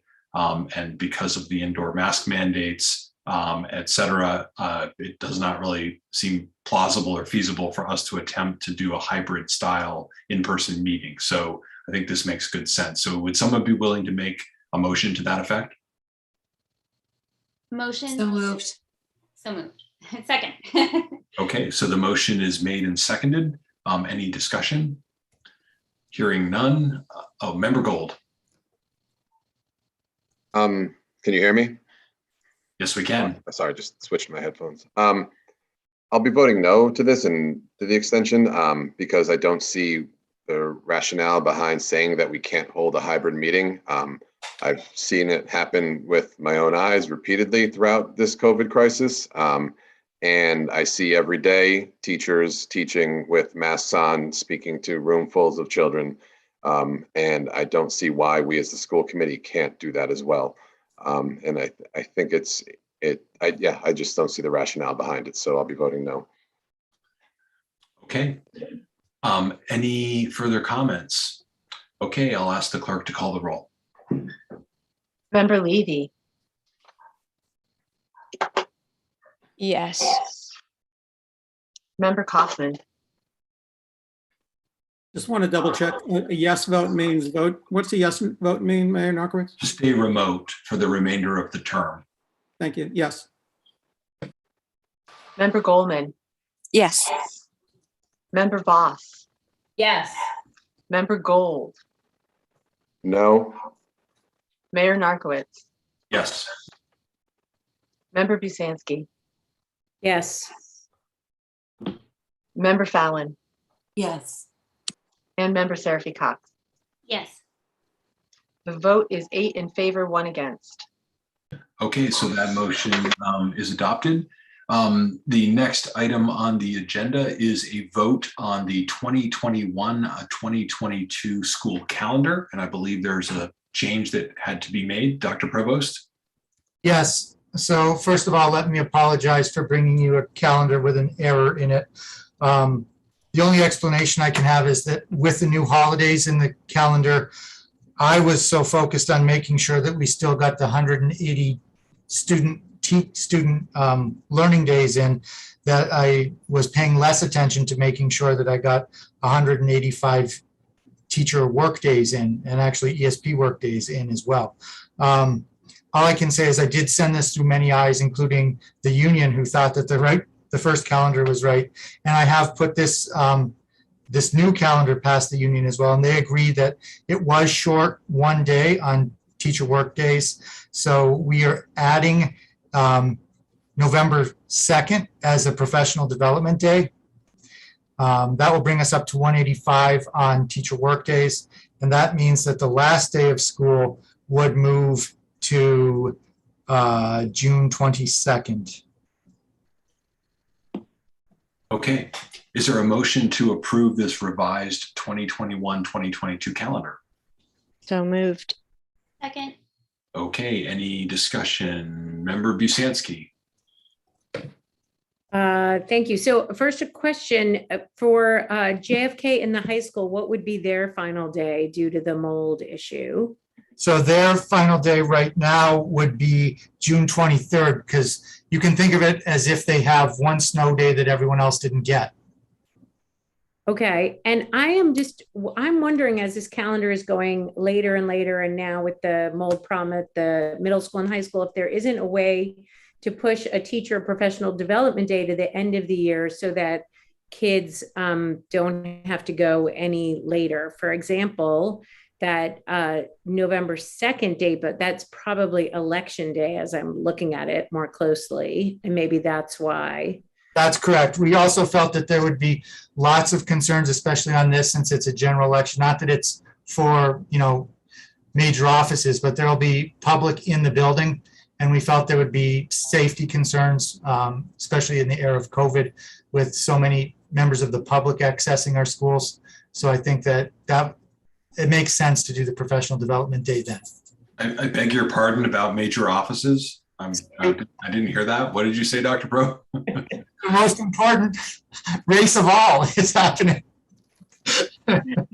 And I haven't studied it long enough to see if there are any other opportunities to make up that day so that middle school and high school doesn't go another day later. It also screws up, I think, the balance of first semester compared classes versus second semester classes. And we always run into this problem with AP classes at the high school that the APs are given at the beginning of May or Yeah. sometime in May. I think it is like the first week of May, typically, pre-COVID at least. And so our kids are shorted a lot of time in preparing for the AP and then have a lot of extra time. So it just all doesn't, it's all, yeah.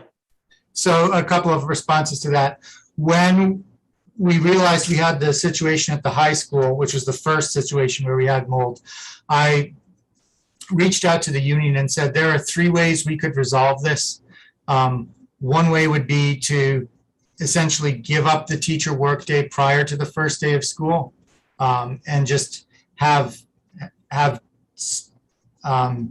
students start on Thursday, which could have happened, but it would have meant the teachers wouldn't have had the day to set up their classroom. The other thing would have been to take a day out of April vacation. And then the third option was to just add a day on like a snow day. The preference of Denise leadership was just to treat it as a snow day. In a lot of ways, that was easier because that's a system that we already have set up. So that's what I would say about exploring the options regarding this year. I do think in the long term, there's an issue though. And I have expressed that as we have contract discussions, we may want to think about doing something different, either allowing the school year to start earlier or doing something else with vacations so that we're able to end earlier. Because we will be facing heat in the end of June and that'll become its own issue. Exactly. Okay, so you don't see any other room in the calendar to make up that day? Not any other day that I've already sort of discussed and sort of had rejected by the folks who represent the teachers. Got it. And all employees, not just teachers. Okay, thanks.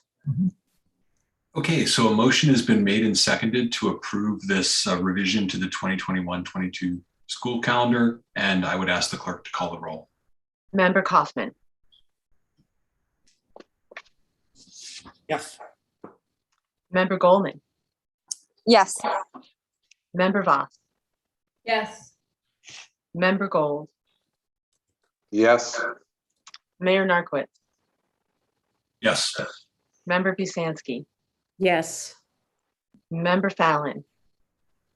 Yes. Member Seraphy Cox. Yes. And Member Levy. Yes. The vote is 9 in favor.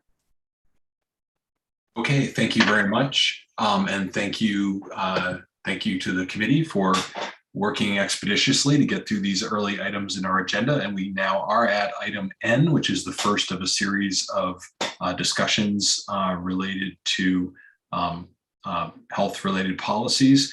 This next item, item N, is a discussion and possible vote. This is related to the role of the school committee in making health-related decisions pertaining to students and staff. This is an item that the vice chair requested, and I would turn it over to Member Kaufman. Thank you, Mayor Narcoitz. We're actually making good time tonight, so thank you. Yeah, I'm not sure if this is a discussion only or a vote. Hopefully it'll be quick, but let's see. So in my thinking, decision-making regarding the health and safety of our students, especially as it relates to the many COVID-related matters such as mask wearing and social distancing and vaccinations and other practices and requirements are just not entirely clear to me. I think as a primary example, we have this health advisory committee in place. And to date, it seems to me that, and I believe other committee members, by the way, that this advisory group has made some of the decisions so far or recommendations to Dr. Provost to follow. And that's what we've done. Yet at the same time, we have on our agenda this evening, at least 3 other items, which puts the school committee in charge of voting to modify or change existing procedures. So honestly, this is confusing to myself, and I was hoping to get some clarity. I've talked to a couple of members really quickly, and their understanding was that the Health Advisory Committee makes decisions. And I can live with that personally, but I just don't think everybody's on the same page. So I'm really not sure whether we should be discussing on voting on some of the items that we have coming up very shortly without further clarity. So that's my goal in bringing this up. So I thought I'd ask Dr. Provost some quick questions for clarity, and then maybe I'll make a proposal or certainly hear some feedback from colleagues. But Dr. Provost, can you just please remind the community again about who is on the Health Advisory Committee and how regularly they meet? And also, if you can add what role they believe they have and want to have as it relates to health-related decisions pertaining to our students and staff? Sure. I will start with teacher rep because Chris McHugh just happens to be on my front screen right now. So the Health Advisory Committee has a teacher rep. It has a school nurse. It has an ESP. Those three positions are appointed by the NACE president. It also has Lisa Saffron, who's our Director of Health, Safety, and Equity Programs, what most people would think of as a nurse supervisor. Also a NACE member. The other members of the committee are the health director and the public health nurse. We meet every Wednesday at 2:30. We discuss the issues that are presenting themselves in the district, and they advise me on shifts that we need to make around protecting the health and safety of our students. Some recent ones that will be familiar to you are the discussion of masking on sidelines at athletic games, as well as the shift that we made most recently to pull back on test and stay. And as I've highlighted a couple of times tonight, I'll also be communicating tomorrow about a change in masking policy based on the discussion that we had yesterday. So, I would just say that this situation is very dynamic. We need to be able to make decisions and sometimes change on a weekly basis. And so I have found the ability to meet with this group and get their input and advice very helpful. Yeah. And I apologize for putting you on the spot. Didn't know I was going to ask you those questions, and I'm glad you remembered your colleagues. One thing I did ask you to ask the team, I don't know if you had a chance, is what do they see as their role as it relates to these health decisions? Do they see their role as advisory to us as a school committee? Do they want to be in charge of making decisions? Do they have a best scenario in mind that they want to present? Because again, I'm trying to figure out the best way to proceed, and not knowing where they want to be in this decision-making process is important for us to know. Well, I don't think I can speak for them all, so I won't try to do that. I will say that one of the issues with the JLMC, which was the previous version of this group, was that they felt that it was becoming, I don't want to say too political, but I'll say too exposed as a group that was open, that was subject to open meeting law. I think they felt that they couldn't have the very difficult conversations that they felt that they needed to have. And so I think the move to the Health Advisory Committee instead of the JLMC was done in part because the group didn't want to be a policy-making body. It wanted to be an advisory committee to me. Okay, so they're advising you and you're making a decision, or they're advising, are they advising you and you're making a decision? Is that how you would describe it? That's correct. Okay. I'd say that, I very closely follow their advice. Right. We debate things and sometimes we're not all on the same page at the beginning, but we try to get to consensus at the end. And are there times that they disagree with you and you follow?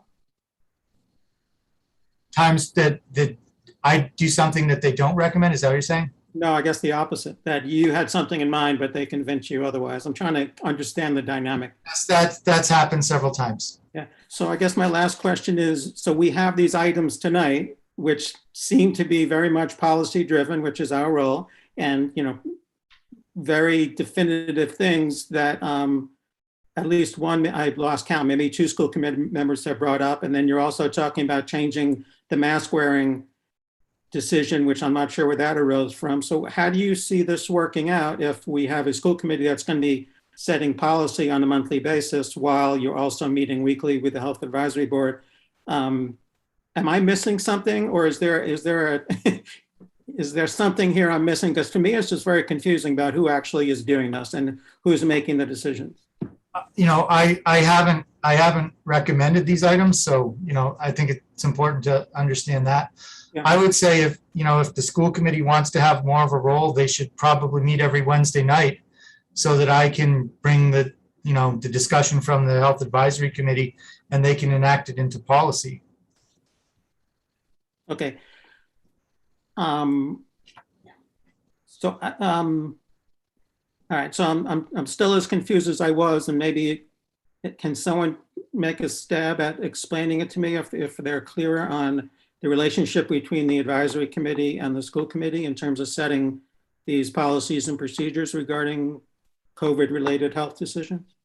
So we do have a hand up, and I'll go to that. I guess I would only refer you back to this committee's quite long discussion about this issue, and part of it took place as part of our negotiations around an MOU and what the best way to structure this advisory role. And so we did make a very conscious decision to not have the school committee play a direct role, and instead to have this be an advisory body of health experts and staff to the superintendent. So I will just affirm the way that the superintendent has described this, and I'll turn now to Member Voss, who I think herself at the time had argued that we did not want to be in this role any longer, and so I think supported the change to moving the school committee off of that committee. So I'll turn to Member Voss, who has her hand up. I don't remember it that way. I feel like what happened last year, we dissolved the JLMC for a lot of reasons, and I'm not going to take time to go into all of them right now. But I actually wanted to echo Member Kaufman's comments and say, thank you for getting this on the agenda. I had the very same question. I tried to ask it in the meeting in August. I tried to email this question to the superintendent several times over the last few weeks, and we weren't communicating. I wasn't expressing my question well. I wasn't getting it answered. But this, you've really nailed it. It's not, I'm still confused too. And I want to add to this discussion, most school committees tend to vote on things that are safety related to COVID, such as vaccines, masks, situations with masks, other things. And so I had a lot of back and forth, and I was told it had to be in the policy. So that's why I didn't even get a few things I wanted on the agenda related to COVID that I think now with Delta raging are super important. But we got one of them on there with the policy on masks. And I'm not even sure that's where this belongs, because COVID changes so quickly that to put it in a policy seems too slow to me. So I think this is a really important question. I don't know who's in charge of making these decisions, but I think we need to answer it for the public and for ourselves. And if this committee wants to be advisory, which it sounds like it wants to be, I fully support that. Somebody needs to own these decisions. Right now, we're doing things that are not best practice, and I want to vote on them. I want to be able to say, if you're not going to do certain things to keep kids safe that are best practices, and schools that have been in session for a month have learned, it's not on me when somebody gets sick. So I think it's very important for this committee to own some of these discussions. And what I would envision is this health advisory committee reports should be at a meeting to tell us when changes need to be made. We heard a lot about things in the public comments, and I'm going to echo those. Those have been in my emails the last few weeks. But we need to own this. We need to figure out how to keep everybody as safe as possible. And one final example someone shared with me is, yes, we have a director of public health. There was a proposal, as you know, a couple of years ago to eliminate pesticides where children play. The Board of Health voted for that ordinance. The director of public health didn't. And I share that because we are the elected officials and we are hearing from our constituents. I've heard from so many constituents with specific problems, and the people on this health advisory committee are not necessarily hearing the range of things that we are hearing. And so I don't know what this looks like in terms of our ability to participate, but it definitely needs to be better defined. And if we aren't going to vote on it, those constituents need to know who to reach out to share their very valid concerns. Right, I agree. So can I get the floor back, Mayor Narcoitz? You sure can. I just want to be clear that I think the superintendent's been very clear that he's making the decisions based on an input from this health advisory committee, and he's been the one on the robocalls, and he's been the one, directly communicating by letter or robocall. So I don't know that there's confusion that he's announcing these decisions, but go ahead. Well, I would just bring up again, if that was clear to everybody, and I'm not disagreeing with you on this, Mayor Narcoitz, but if that was clear to everybody, then why do we have these 3 other policies to vote on tonight? To me, that seems contradictory. It really does. So policies related to vaccinating adults, to 2 or 3 ideas that Member Voss wanted to share, and then I think there's a third. So what I'm going to do just to push this discussion is, first of all, so Member Voss and I are in the same agreement. And I think part of the reason we keep getting emails from the community is that the community is not clear on this. So it really would be helpful for the community to know whether we're making decisions or whether the Health Advisory Committee are making decisions. And maybe we could beef up the communications between the Health Advisory Committee and us. But I guess what I would like to do is propose, let me just say too that this is where Member Voss and I disagree, is I don't remotely feel as well qualified to make decisions around this as the members of the Northampton Health Advisory Committee. I've been quite pleased with their role so far. I think it's worked very effectively. I think the data demonstrates that. I don't come close to their knowledge. I think Member Voss probably does. I don't come close to their knowledge about making health-related decisions, and I never will. And I don't think that's why I was elected. So this is a really unique situation we're in, but I personally would like to propose then that we allow the Northampton Health Advisory Committee to make the health-related decisions pertaining to our students and staff as it relates to the many COVID-related matters.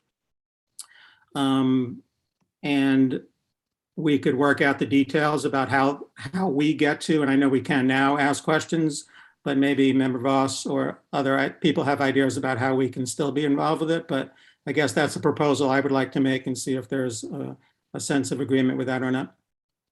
Member Levy, your hand is up. Thanks. I am confused about whether a health advisory committee has the authority to set policy for our district. If we want a policy that states that all employees of the district need to be vaccinated, my understanding is that's the purview of the school committee. That's the authority the school committee has. So what is it's really, I mean this as an honest question. What is the authority of the health advisory committee? And if they're advising you, Superintendent Provost, do you have the authority to set those policies without the school committee?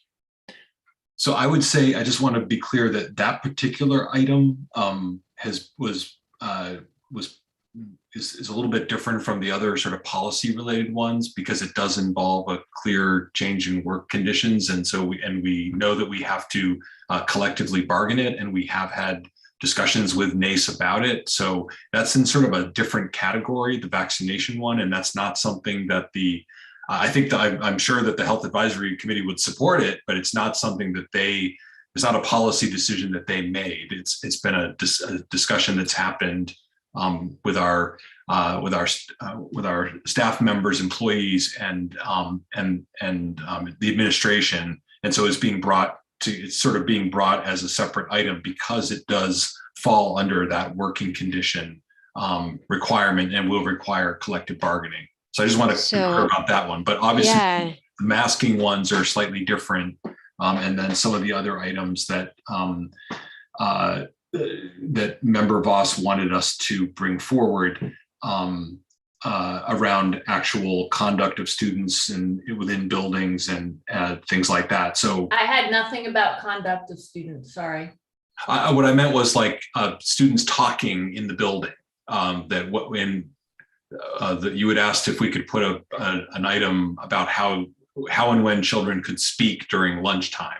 That was just one of the items that we were concerned was not really a typical policy for the school committee. It was more of an operational issue, and again falls under that gray area. So I mean, I guess my question is, I think it's sort of this balancing act, I think, between our policies, which we go through a very deliberative process. We have a committee, we have, obviously all of our meetings have to be posted 48 hours in advance, versus real-time decisions that have to be made about ever-changing data, ever-changing conditions, clusters that may occur, changes in guidance that are coming down every day from DPH or from CDC. And so I guess it's sort of how do we strike the balance between how that works. And so obviously like something like a mask policy, that's one that I believe the face covering one, item O, is one that Dr. Provost is bringing forward to align it with the code of conduct. But I guess this is the balancing act we have to strike. And I definitely believe we should be making larger policy. I guess it's more about the operational decisions related to COVID, the immediate day by day, hour by hour type decisions, and how we could do that. And so I think that's why we've delegated, I mean, at least that's how it came out of the JLMC process, was to delegate this not to the school, from the school committee, but to have a health advisory that would make these advice to the superintendent, and then he would be empowered to make those decisions. So that's just my 2 cents. Member Fallon. Thanks. You said a lot of what I was going to say, that with these changes happening so quickly, that I don't think that it's something that the school committee wants or should have purview over. And as far as the policies, I mean, we already passed the face covering policy and we never voted to rescind it. And so it would have to come back to us if there are any changes, except for the fact that I hope people haven't forgotten that there's also still a policy in place where we gave the superintendent the authority to amend policies as necessary during the pandemic, kind of an emergency policy covering, because we only meet once a month and we do require notice. And so that policy is also still in effect. And then as far as the vaccinations, that falls under contracts. So to me, it's pretty clear that I think the Health Advisory Committee should have the decision-making over health issues, and that if it's a policy or something that affects our employee contracts, that it would come to us. And I'm comfortable with that. I don't feel qualified to be making health-related decisions. I think the biggest question is if constituents would like to pass information along, how does that information get to the people who are making these decisions? And I think that perhaps the answer is to make sure that we always forward emails to the superintendent if they come to just us as committee members, to make sure that he's aware of what our constituents are thinking and feeling, as he's the one who's adjusting policies in real time.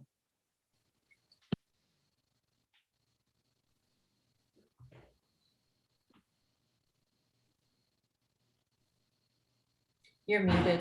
Sorry, Member Voss. Thank you. So I don't disagree with what you're proposing. I do think we need to make it clear. I will say, I think it's important to acknowledge the JLMC last fall, at least, was pretty dysfunctional, and several members, oops, that was the puppy. Several members, including myself, stepped off. And as one example, many of those members felt that ventilation just didn't matter in our school buildings. And I think it's important to point out that there's so much changing with COVID. This group did not want to be responsible for, say, voting on this kind of stuff. So I think it's not quite as cut and dry as we're making it, and maybe that's okay, but we should acknowledge who has control over what and what these different roles are.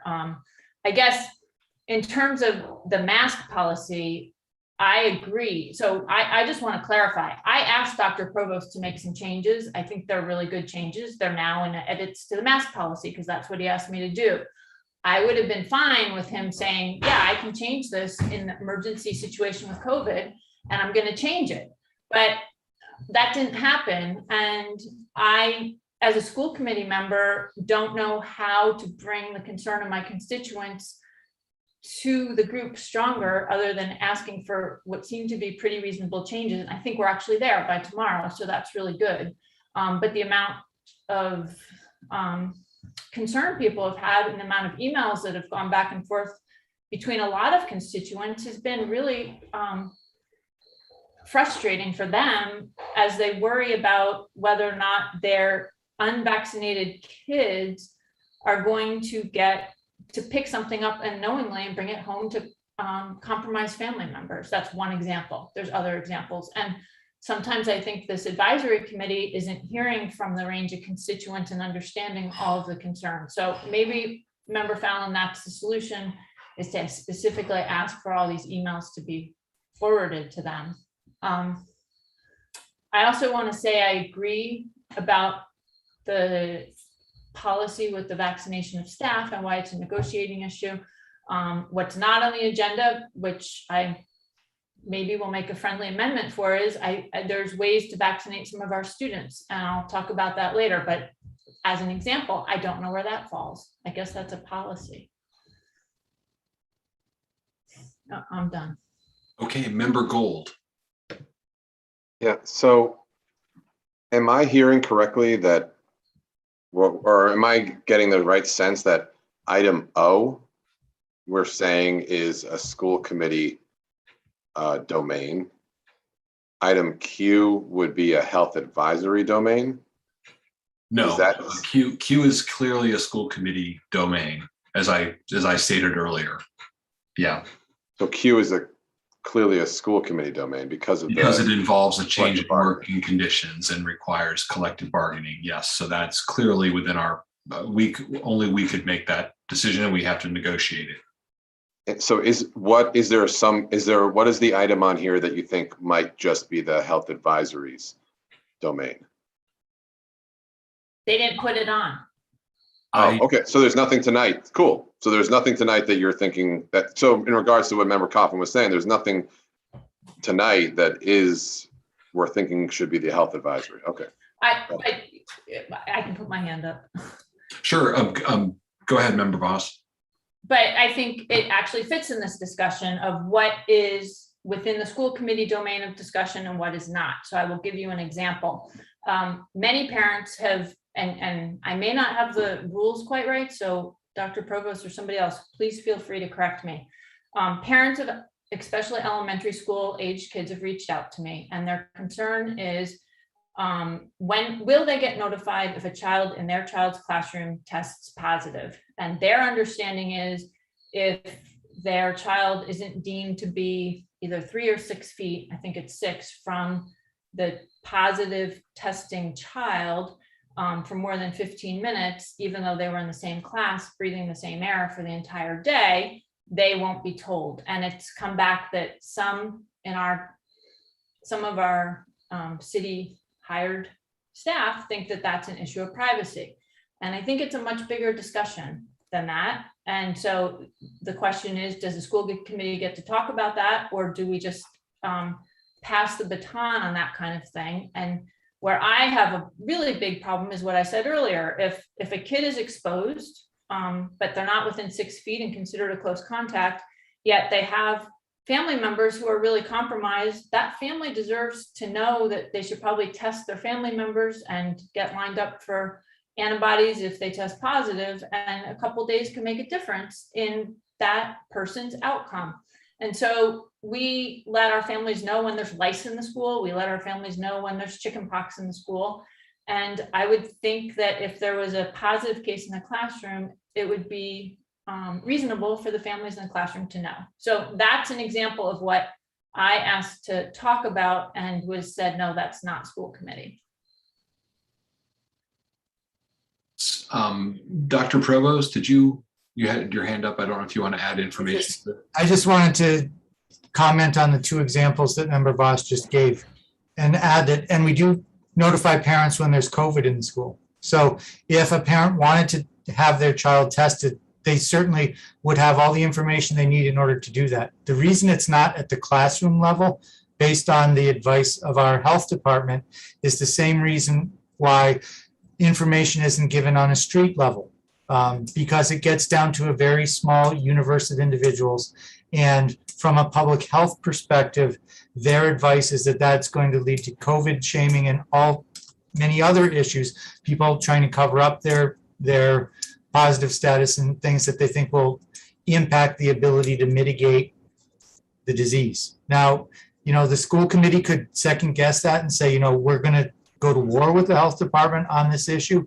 But I really give them great deference on this because this is their area of expertise. This is, the area of public policy that they're specifically hired to implement.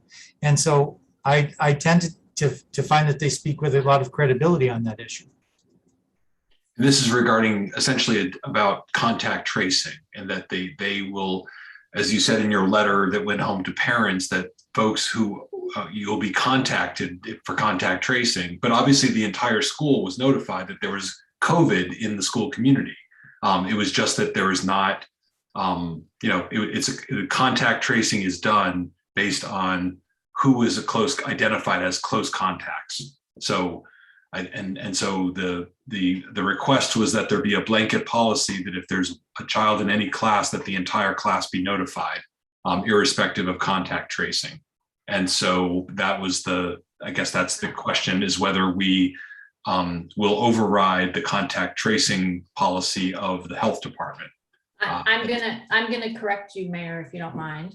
Okay. Since I made the request. Wouldn't be the first time, but that's okay. I'm fine.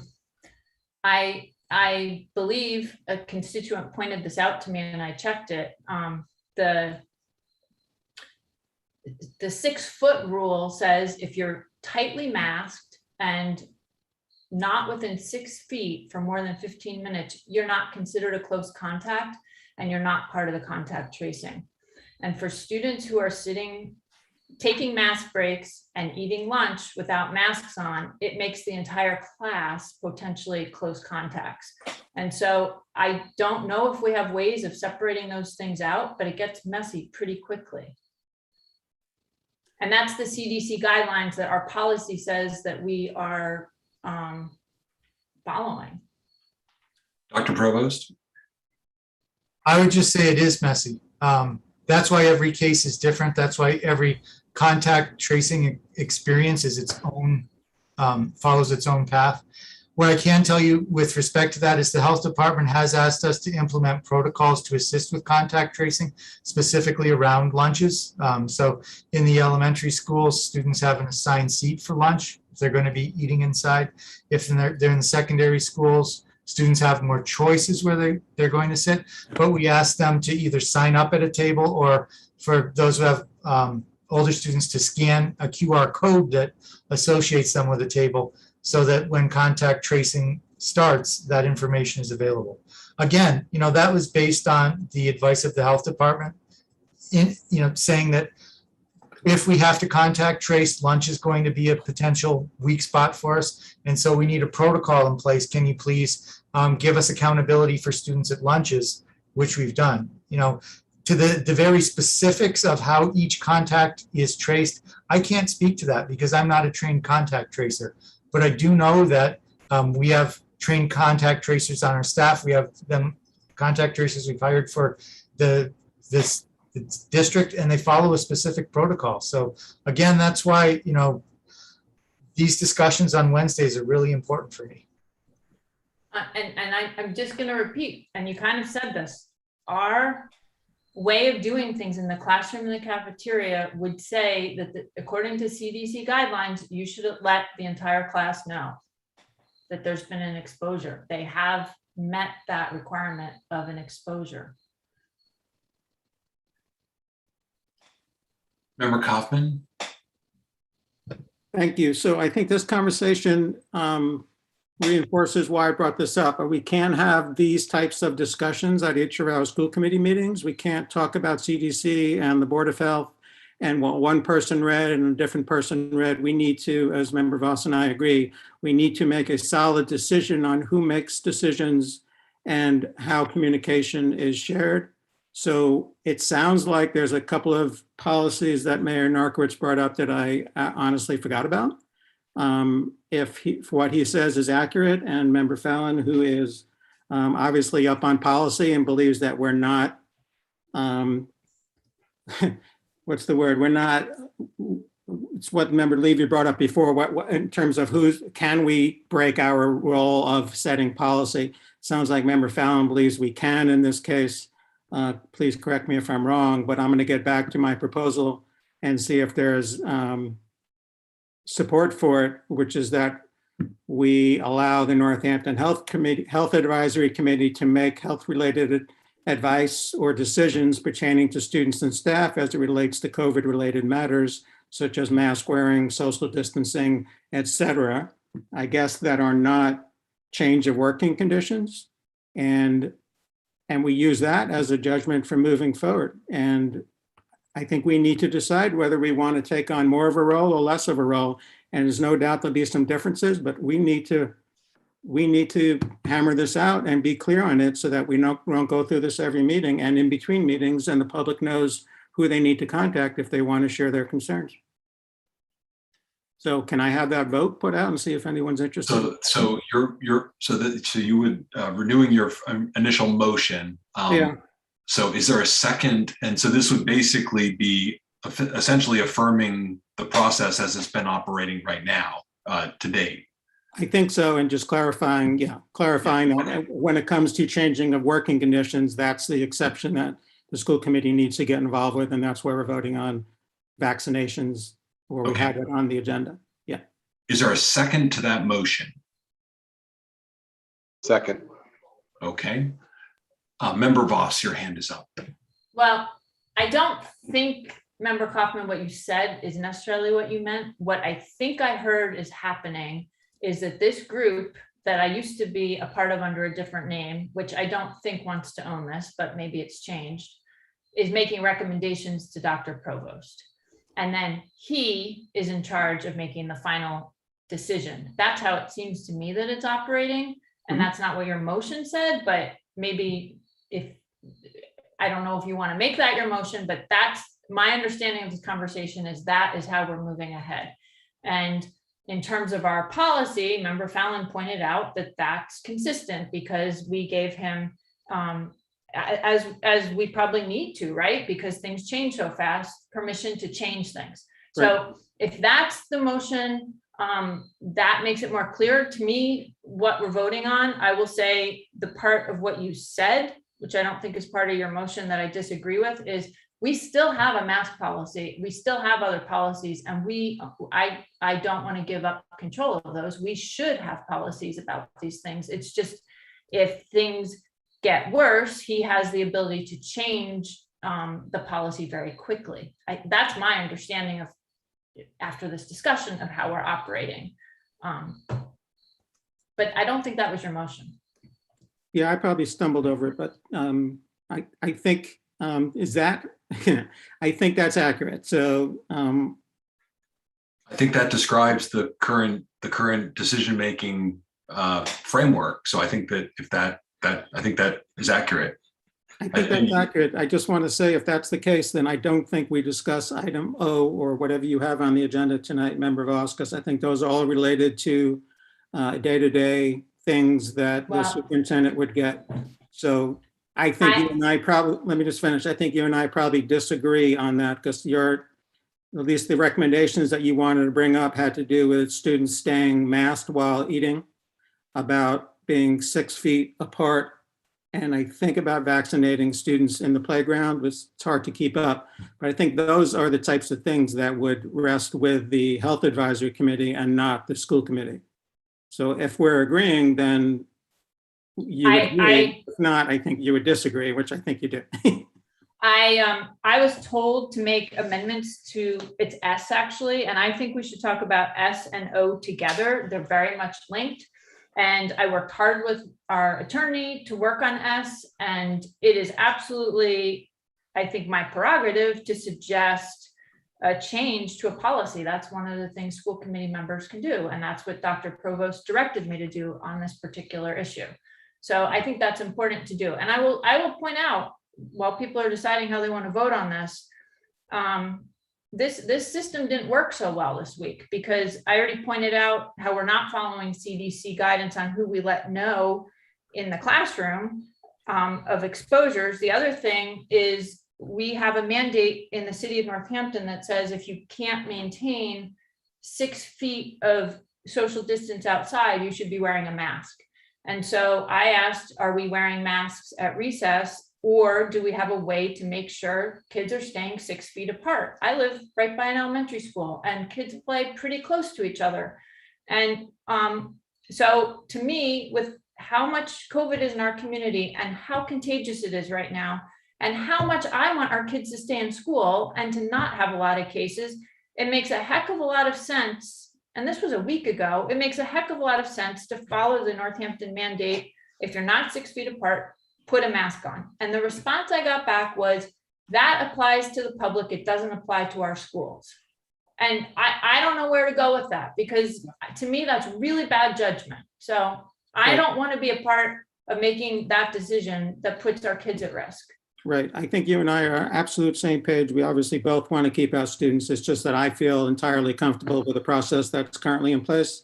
And I think that I'm happy to continue doing that. I think that's the best vote moving forward. And I don't know where the rest of the committee sits with it, but I think everybody on that group I'm incredibly impressed with. I think their data on what we've been able to accomplish so far is unprecedented, and I'm feeling like they're in much better position than I am to be part of this decision-making process. But clearly we all want our kids to be safe. Guess I'm suggesting we keep as is.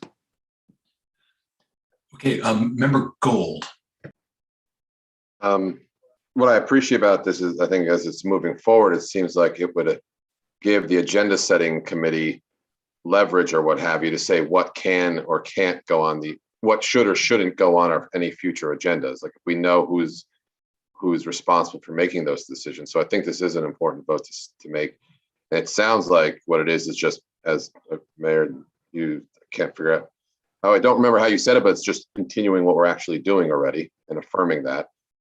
So I hope that we do vote in support of continuing what the process we have. As Member Voss was talking, I need to hear and I had a question. Dr. Provost, is it accurate to say that we are not this last week, we did not follow CDC guidelines? Like, is that, because she just said that last week in our schools we didn't, and I just want to see if that's accurate or not. Not what I said. No, that's the exact. I'll clarify. I said we didn't follow the mask mandate outside, and that our policy, as I understand it from an email with Dr. Provost, for who we allow, how we define close contacts does not follow CDC policy. That's what I said. I don't know if we actually use that policy this week. So I would say that I can't confirm the statement that we're not following CDC guidance. I'm not I am not a contact tracer. What I can tell you is that I think that our contact tracers follow a very conservative definition of close contact that I think is in line with the Department of Public Health, which is where they are. Our discussions on a weekly basis are based on local data, regional data, and new information from the Department of Health, because that's the agency that they liaison with most. So that's what I'll say about that. With respect to the mask mandate for the city, that mandate applied to public gatherings. A school is not a public gathering. In fact, we have a number of rules that prevent the public from accessing the schools, which is why the mask mandate was not in application for the schools. However, I will say, just to talk about this process that happens on Wednesdays, yesterday we had a discussion about the problems we've had this week, the increase of the Delta variant in our area, and made a decision that we will be implementing masking during recess. The letter to notify the community about that is already written. It's being translated tomorrow. It's going out tomorrow. So that's just an example of how the committee works. Originally, we thought that it wasn't going to be needed for students.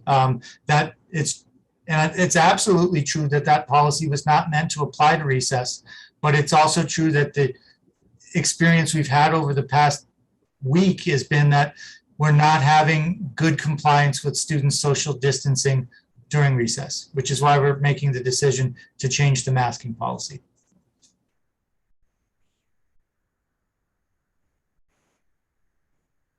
Member Voss.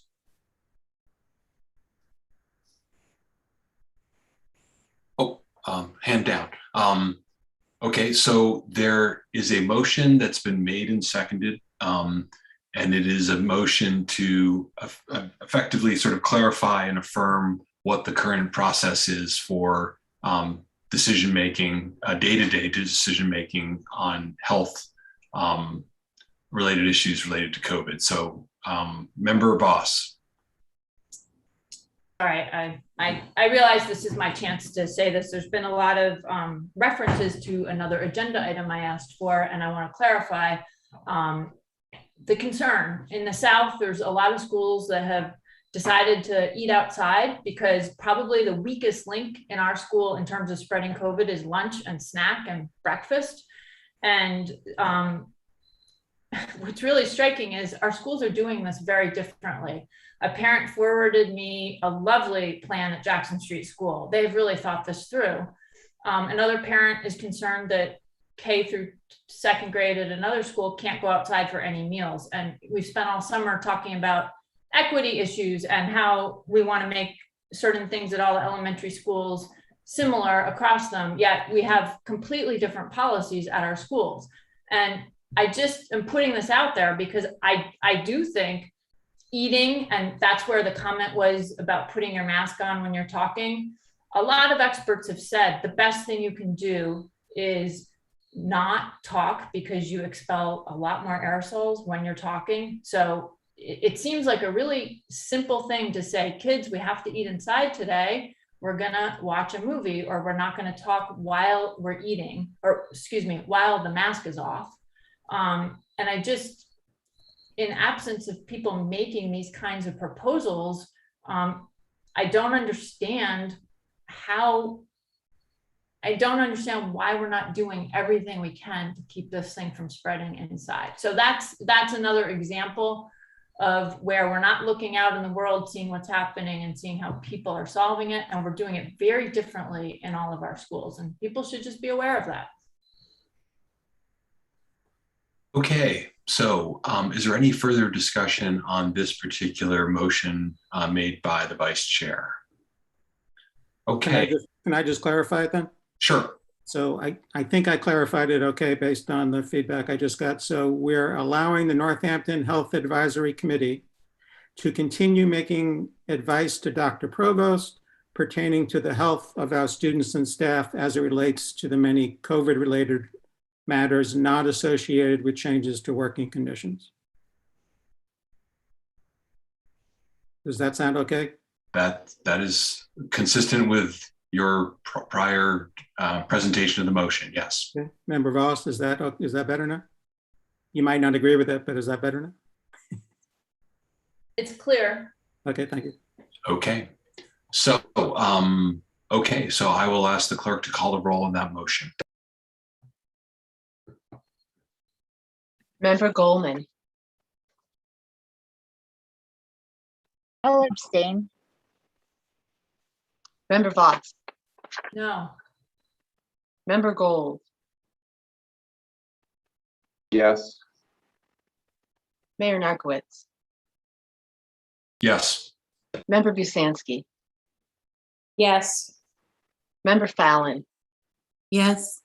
Member Seraphy Cox. No, Did you say no? I did. I'm sorry. No. Okay, thank you. Member Levy. No. And Member Kaufman. Yes. Yes. The vote in a minute is 5 in favor, 1 abstention, and 3 noes. Okay, so the motion carries to affirm our current decision-making structure. So the next item on the agenda is an update to the code of conduct to include policy EBCFA. Dr. Provost, could you explain this? Yes, this is the aforementioned face covering policy.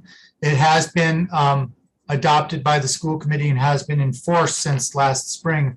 However, the attorney for the Massachusetts Association of School Superintendents pointed out that it may not have any enforceability on students unless it's also included in the code of conduct. So the proposal is just to include the policy as written in the code of conduct so that it would be enforceable. Since it's already on the agenda for potential modification, maybe a motion saying, well, it's not, it actually doesn't need a vote, since this is just for the school committee's review and consent, that during the time of COVID, we will have the current face covering policy included in our code of conduct. So it would be just an opportunity for any school committee members to speak out if they think that's, if that is in contradiction to any of their current existing policies. Okay, so then essentially the motion would be to just include this policy in the code of conduct. It actually doesn't even need a motion. It, without opposition, it would be incorporated into the code of conduct. Okay. Is there any concerns about that, about us making that update? Okay. Okay, so that sounds like that is acceptable to do. So the next item on the agenda is an update on the retreat. Member Kaufman. Thank you. So let's see, I'll try and review this fairly quickly. I received a response from all committee members on rescheduling our retreat. So there's a couple of things happening there. First of all, it looked like October 5th would be the best date, although that was not great for everyone. But clearly 4 of our colleagues said they would strongly prefer waiting until the next school committee begins to have this retreat, as now only 3 of 10 of us will be returning in January. And I could add myself to that list now, so I would say 5 of 10 of us. It wasn't one of my specific options, but people were very clear on that.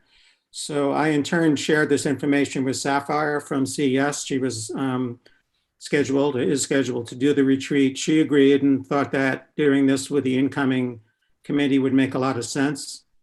So given this situation, along with the latest concerns around in-person meetings, which was a requirement for this retreat, I would like to propose that the committee vote to put this off until new members are seated and they can decide if they want, if this is what they want to do. Okay. So do you want to, do you want an actual motion, or do you want, how would you like to, or you could make a motion as well. But Mayor, it doesn't say on the agenda that we will be voting. It's just listed as an Yeah, update.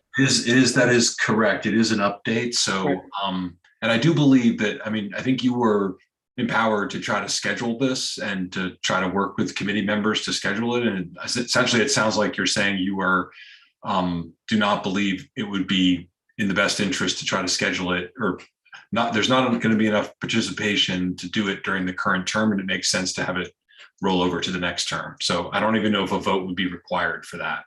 I guess I would just look for anybody to strongly object or give an alternative to that, because at this point, 5 of 10 of us have specifically expressed putting it off, and I'm not sure how the other 5 feel. I also don't know if we went with the 5th, which was one of the 5 dates that I put out there that CES could do it. There were actually at least 2 maybes, people that were not sure they can do it. I don't remember the specific reasons, but there were serious timing issues. So. Okay, Member Levy, you have your hand up. I do, but then I saw member Goldman put her hand up and I believe she's going to say what I was going to say because we had talked about this and it was really her idea. So I'm going to let her say it. Member Goldman. I don't remember what I was going to say, but I could say it if so you want. yeah, could you say it? I was going to say something, maybe the same thing. Go ahead. Okay, so member Goldman made what I thought a wise suggestion. I was one of those people who thought we should wait until we have the new school committee. Member Goldman's idea was perhaps we schedule it for December so that members of the new school committee could participate, members of this school committee could participate if they so chose. And then we wouldn't have to wait while the new school committee goes through the process of trying to schedule, and then it's months and months down the road again. So just an idea to put out there. That was really member Goldman's idea. Okay, certainly not without precedent because we did something similar the December of the beginning of your term, or after your elections, we did. Tracy Novick and her colleague from MASC came and did a presentation that included incoming and outgoing school committee members. So that certainly would be another way to make sure that this doesn't get delayed. So that certainly, you'll certainly know after November 2nd who all the new school committee members are. So that would be easy to do. So yeah. So is that a possibility with CES, Member Kaufman, that it could happen this year? I didn't ask them, but I certainly would be happy to. I like the idea. It would be, I mean, giving them the most expansive amount of time. So are we talking about like mid-November till the end of December? I don't know whose idea it was, Kaya's or Member Goldman's or Member Levy's, but doesn't matter. I would say between November 10th and December 10th. Okay. And not the week of Thanksgiving. Yeah. And also, I just wonder, Member Kaufman, if you're comfortable continuing to carry the torch for this, or if you've had any thoughts about who would hold this piece to schedule, do the outreach, and to bring it forward to the committee going forward. I'm not sure what your question is. My question is, will you continue to champion this training, being the lead for this training for the committee until it's complete? I guess so, assuming it's going to happen in November, December, not when I'm not on the committee. Okay, thank you. You're welcome. Okay, so it sounds like there's a plan for going forward, and thank you for that update. Thank you for that update, Member Kaufman, and thank you for your ideas, Member Goldman and Member Levy. So the next item on our agenda is a motion. This is a vote to implement a COVID-19 vaccination requirement for all NPS staff effective October 22nd with appropriate medical and religious exemptions. And I would turn to Member Seraphy Cox, who's listed on this particular item. Thank you. I mean, I heard members of the public speak in favor of this. Of course, we have seen tonight from our president strengthening vaccine mandates across the country. And so I had asked to put this on the agenda before tonight's announcements, but I feel like that reinforces the importance of making sure that we keep all of our staff, students, and community members safe. And I know that there have been some questions about what does religious and medical exemptions mean. So, if those are questions that committee members have, I think that Superintendent Provost is probably prepared to answer them. But I would like to make a motion I don't have you said it, Mayor Narkowitz. I don't have the agenda in front of me with the Here it is. Okay. I can read it. Well, I'll make the motion to implement a COVID-19 vaccination requirement for all NPS staff effective October 22nd with appropriate medical and religious exemptions. Second. And then the only thing that I will add is that there have also been questions about, well, what about students? And the answer that we understand from our legal counsel is that at this time, the Massachusetts Department of Public Health is in charge of that decision for students, so that we as a school committee do not have the purview to require our students to be vaccinated. Okay, so there's been a motion made. Is there a second on that motion? Second. Second. Okay, all right. Member Voss. Thank you. So I too asked for this to be on the agenda. So thank you very much for moving this along with such great wording. And I too asked if we could have a policy for vaccinating eligible students, and got the same answer that member Seraphy Cox got. Indeed, the Department of Public Health needs to do that. However, it's been very interesting in the state of Massachusetts this week. Several districts have passed requirements for vaccination for students participating in extracurricular activities. So I would like to propose a friendly amendment to this motion along the lines of exactly what Lexington, Massachusetts did. And I will share it. It's written right here. If I can find it.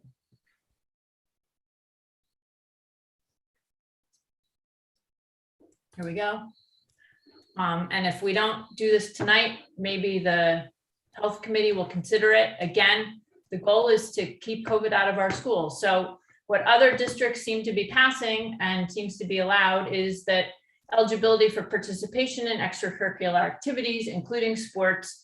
I won't read through the next paragraph, but basically say all eligible students under one, students who participate in school-sponsored sports and or rostered extracurriculars that occur outside of the school day are required to be vaccinated, except in those exceptional circumstances where weekly COVID-19 testing will be allowed. B, students who are awaiting vaccination are required to participate in state-sponsored testing through Lexington Public Schools, or submit evidence of a negative COVID-19 test on a weekly basis. And then there's a part for age ineligible students.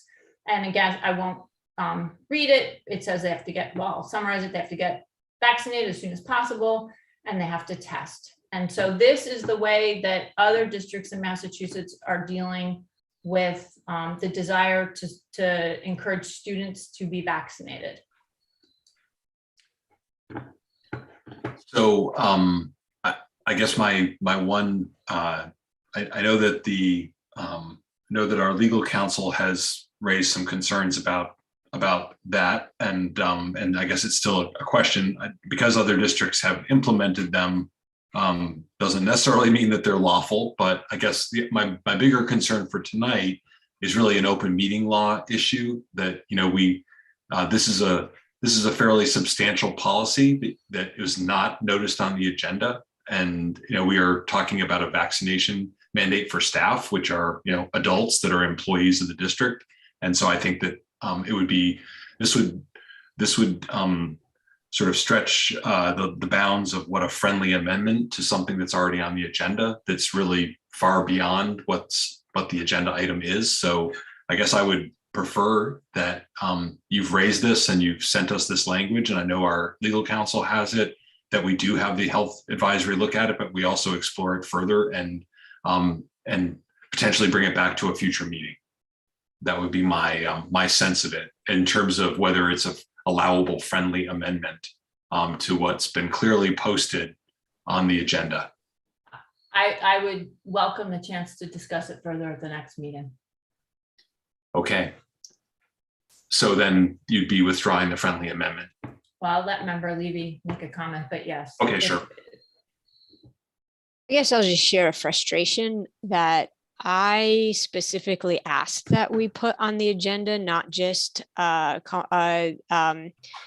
conversation about about vaccinating staff, but also vaccinating students. And I was told we can't do that because that's under the purview of the Department of Public Health. And now we know that there are actually ways that we can have that conversation. And so I just want to voice a frustration that I know I'm not the only one who asked for this to be on the agenda.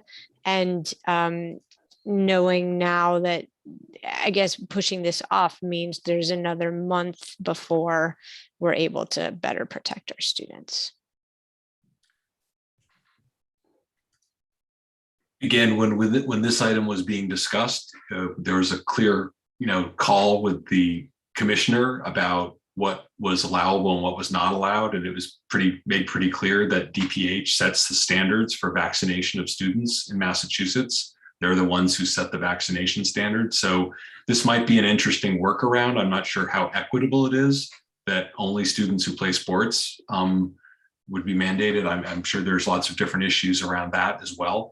And also whether in fact it is an end around the DPH's authority on this. Again, Lexington can certainly afford good lawyers to defend it. And so they, that's certainly their purview, but I don't believe Lexington is, I think they're the exception. They're not what's commonly happening in and around this area at least. So I guess that's all I can tell you, Member Levy. That was the information we had. It's what our legal counsel advised, and our legal counsel has even looked at the Lexington policy and has raised some concerns about it. So that's the best I can tell you.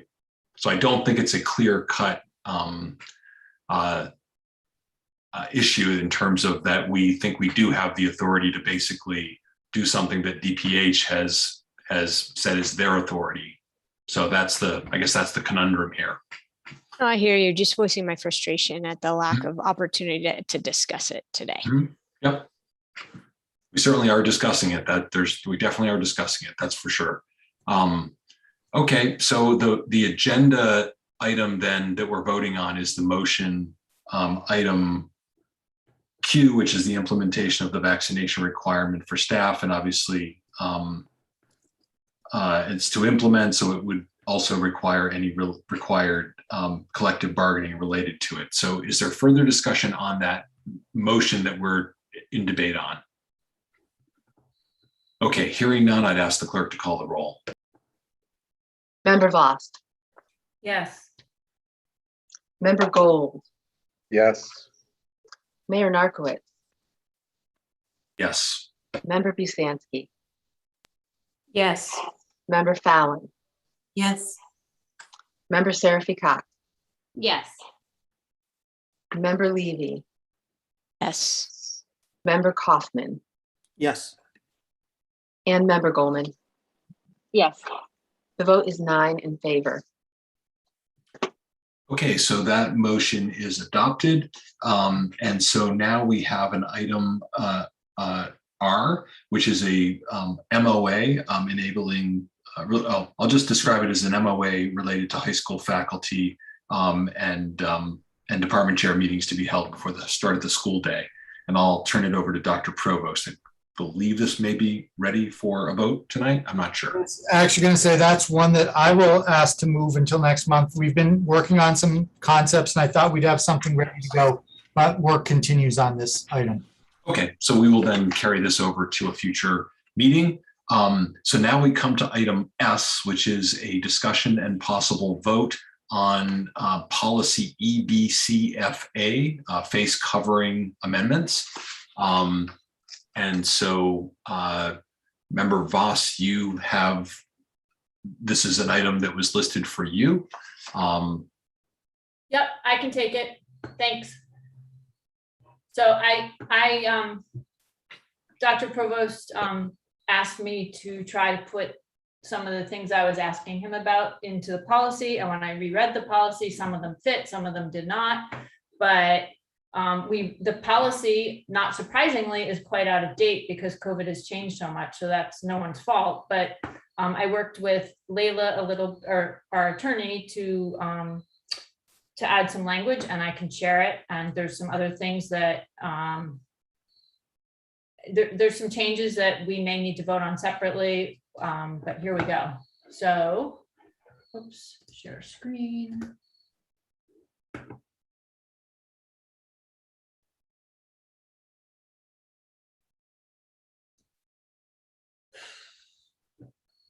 Sorry, where is it? Okay, here we go. Okay, so a lot of other districts call it face masks, not face coverings, and that's minor, I don't really care, but I added face masks to it to make it clear what it was. What's in black here is the policy that we already had. And really, I read a lot on the CDC site to bring this policy into compliance with what they're recommending, and they're not even always consistent. But it, you know, right here it says therefore in accordance with guidance from the CDC, DESE, and the DPH, the following requirements are in place until further notice. And except, so these are Layla's comments here. She added, except as specifically provided for below, a mask / face covering that covers the nose and mouth must be worn by all individuals in school buildings, on school grounds, during school sponsored events, and on school transportation, even when social distancing is observed. And I apologize, she edited this, and I don't know if what used to be there is no longer there. Below where I edited, I just put a line through it. And then this is really the same as what we had when the people who are excused Member from the Voss? mask policy. Yeah. I'm sorry. So are you saying that the blue that we're like everything that's regular font is already the policy, but the blue? The black is already regular policy, and the blue here is all Layla right here, I think. Or she's gone over it. So it's either which are the changes you were looking for that she approved or commented? I haven't really gotten into anything substantial yet, but yes. she helped Member me Voss, work this. Member Fallon has her hand up. Member Fallon? Sure. Could I just, I'm sorry, maybe I should have waited till the end, but could I ask, I'm so confused about, and this is of course a policy I brought forward initially, about when we are talking about the on-school grounds and the interaction with the guidelines for athletic events, because I feel like our standards were different right now for sporting events, or they're not. It's not clear to me whether we're requiring masks for sports beyond those students who are on the bench currently, and if that's what you're asking that we do. Like, could you just talk about what you're suggesting and how it relates to sports, and whether we're following school guidelines, CDC guidelines, DESE guidelines, MIA guidelines? Like, I'm kind of at a loss. Sure, I'm not there yet. I just pulled the other one up. It also said school grounds. I haven't actually proposed any changes to these. I don't know. It's not clear to me what our policy is on that either. I think maybe let me keep going. Okay, and so this Dr. is Provost where, has his hand up. I don't know if he wants to. well, Dr. Provost, did you have something to? I can wait to be recognized. Whenever you're ready, I can explain the practice for sports. go ahead. Okay, so the requirement, and this is by the Board of Health local order, is that masking is required on sidelines in any games played in Northampton. It's not required during actual gameplay, but any athletes that are on the sideline sitting close to each other need to mask. But would this policy change that? Because it's saying even when social distancing is observed on school grounds.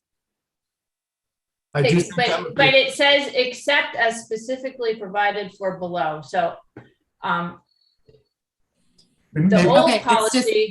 old policy said a face covering that covers the nose and mouth must be worn by all individuals in school buildings, on school grounds, and on school transportation, even when social distancing is observed. That's our current policy. So this is not new. Right, and I that's think why it I'm looks- asking. I don't think we're following our own policy necessarily, I think is my point. Well, I think we are, because down below an exception is when you're outside. But I haven't gotten there yet. It used to be, at least. So this is the old policy, right? So it says except for when below. So and I've put a line through this suggesting I'd like to do away with it in the age of Delta. It says additionally, face masks or face coverings will not be required when appropriate social distancing is enforced during mask breaks, while eating or drinking, and while outside. So this is where I tried to put what I think are best practices right now. And if it doesn't belong in the policy, maybe this Health and Safety Committee can take this up. But I renamed it Guidelines for Removal of Masks. And again, this is many months later, things have changed. And in fact, I think Dr. Provost said he was okay with this first bullet when I went back and forth. Mask breaks will be taken outside with appropriate social distancing based on current CDC guidelines. In rare cases where an outside mask break is not possible, mask breaks will be in well-ventilated, socially distanced spaces, and there will be no talking while masks are off. Eating and drinking. The old policy said just rip your mask off and go to town eating and drinking. Now this is proposing it to say, to the greatest extent possible, the district will encourage and facilitate outdoor eating and drinking. When that is not possible, students will only remove their masks while eating or drinking, and they will be instructed to not talk with the mask removed. Indoor eating and drinking will happen in well-ventilated spaces with as much social distancing as possible. And finally, recess. If it is possible to enforce social distancing during recess, masks may be optional. However, if students are within 6 feet of each other while playing, even for short times, masks must be worn. And we can come back to, let me just finish the changes.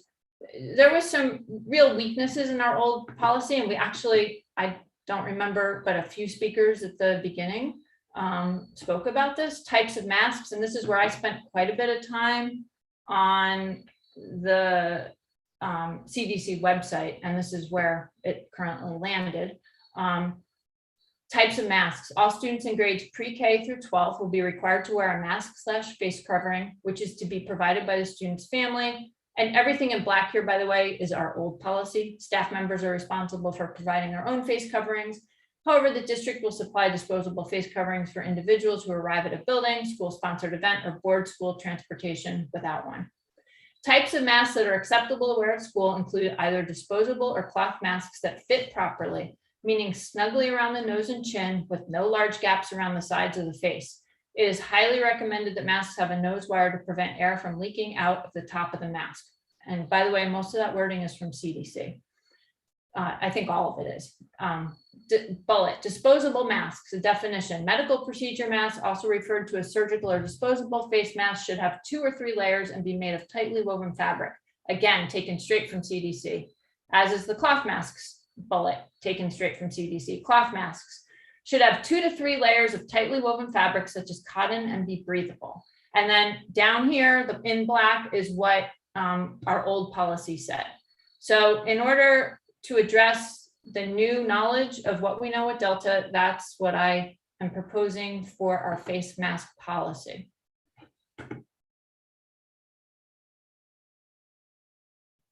Okay, so Dr. Provost. Do you want me to take it down or leave it up? Dr. Provost, do you want to comment on something specifically on the screen, or? I don't need the screen, but others might, so I'm not going to weigh in on that.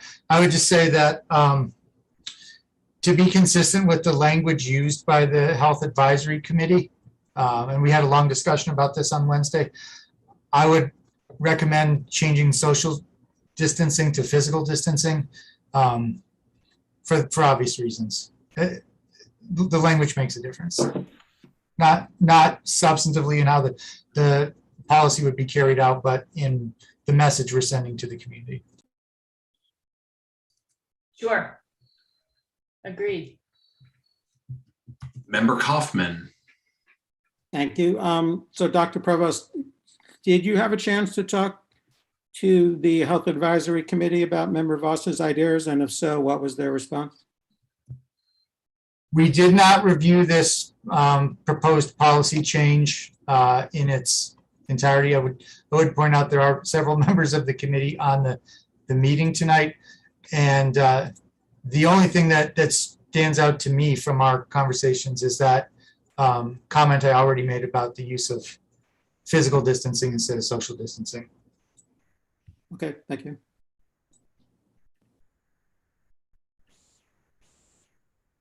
Member Fallon. Thank you. I appreciate the time that went into this and that our attorneys already looked over it, but I did not get this document in advance. This is literally the first time I've laid eyes on this was when it went up on the screen. And am I the only one? I mean, or was this not a part? Because as I was trying to add items to the agenda, I was told I had to write it in form of a policy, and it got written between yesterday and today. So it's Okay, so just to point out, like in the handbook, you just asked me to add in language saying documents will be sent out, emailed out to members the Friday before a meeting. Well, I'm gonna just For say, exactly this reason. I'm just saying, like, I appreciate this and I'm certainly willing to consider it, but I'm in no way ready to vote on something that I'm seeing for the first time right now. I so appreciate that. And I want to say, I feel like I'm in an impossible situation because I wanted to figure out how to get masks on kids at recess and to keep lunch as safe as possible. And the agenda setting team knows we went back and forth starting last week, or like a week ago, Monday or Tuesday. This has been going on for a long time. And eventually I was told this had to be amendments to this policy. And so I didn't have the ability, I didn't even know that this is where it was headed until very recently. So I appreciate that. We're in COVID, we need to make decisions. I would be fine with this policy not going into place and us having Dr. Provost, I know he's gonna make some decisions and we can talk about the policy at the next meeting. That's fine with me. I don't really care when the policy gets approved. I care that these things happen as soon as possible. And somebody in the comments at the beginning of the meeting mentioned single layer masks. That's terrible if kids are coming to school in single layer masks. So a lot of this I just learned about as I went through the policy on Wednesday. But we need to be adaptive during COVID and in normal things. I agree with you, Member Fallon, but I don't know how else to do this.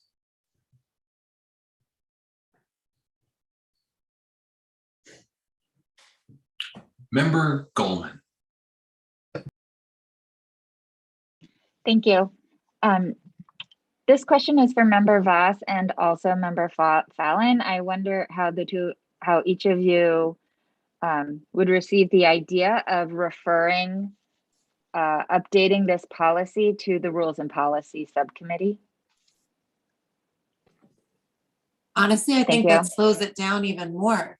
That we don't even have a date set. And so for it to be voted on tonight to refer back to Rules and Policy, to have it taken up in Rules and Policy and then brought back to the full committee seems like a lot of extra steps to me, particularly since Member Voss is the one who seems to be the most invested in these particular changes, that I worry that we would take up the matter and bring it back and she would object and it would have been a waste of the subcommittee's time. So, I think that either we can put it on the agenda for next month, or like we said, we have the policy that allows Dr. Provost to make these modifications. And I know he intends on making some modifications.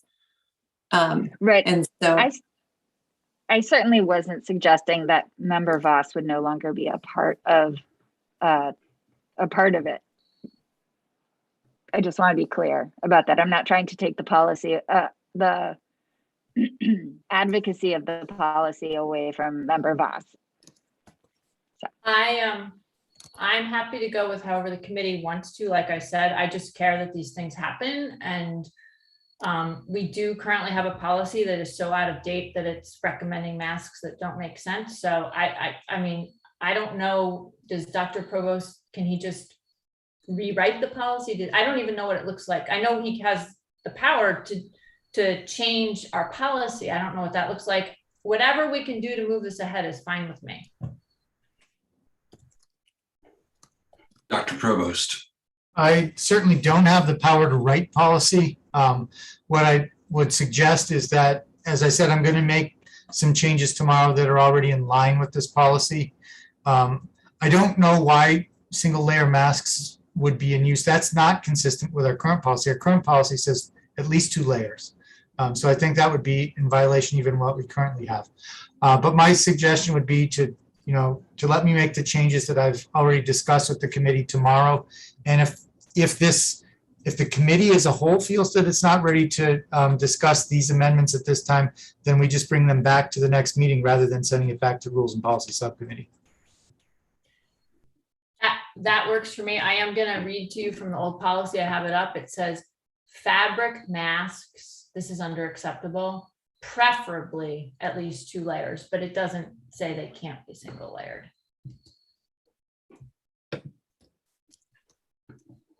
Okay, so then I guess we'll. Sounds like the approach is then to sort of treat this as a reading of these proposed amendments to the policy, but then to actually bring them back for an actual vote at the next meeting, with Dr. Provost in the meantime planning to implement many of them. Mayor, can we just ask Dr. Provost to bring this to the Health Advisory Committee or for their feedback also before the next meeting? I'd be happy to do that. Thank you. I just need a copy of it. I think I emailed it to you this morning, but I can send it again. Thank you. Member Levy.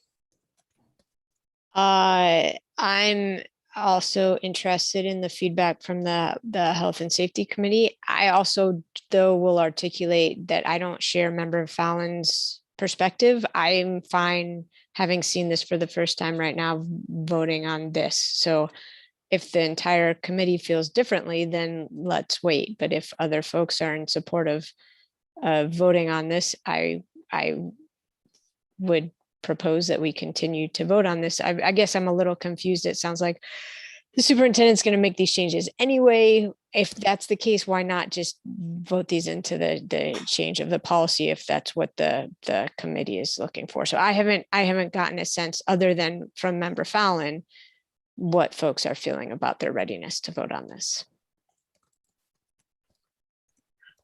Okay, thank you, Member Levy. Other folks, Member Busansky?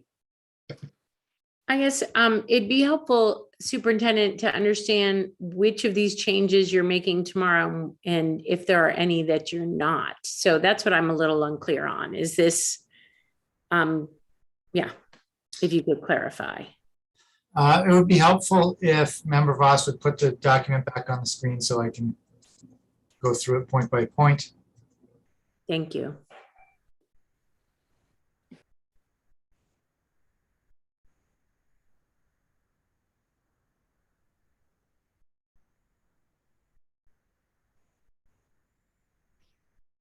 So the first page really doesn't have any changes.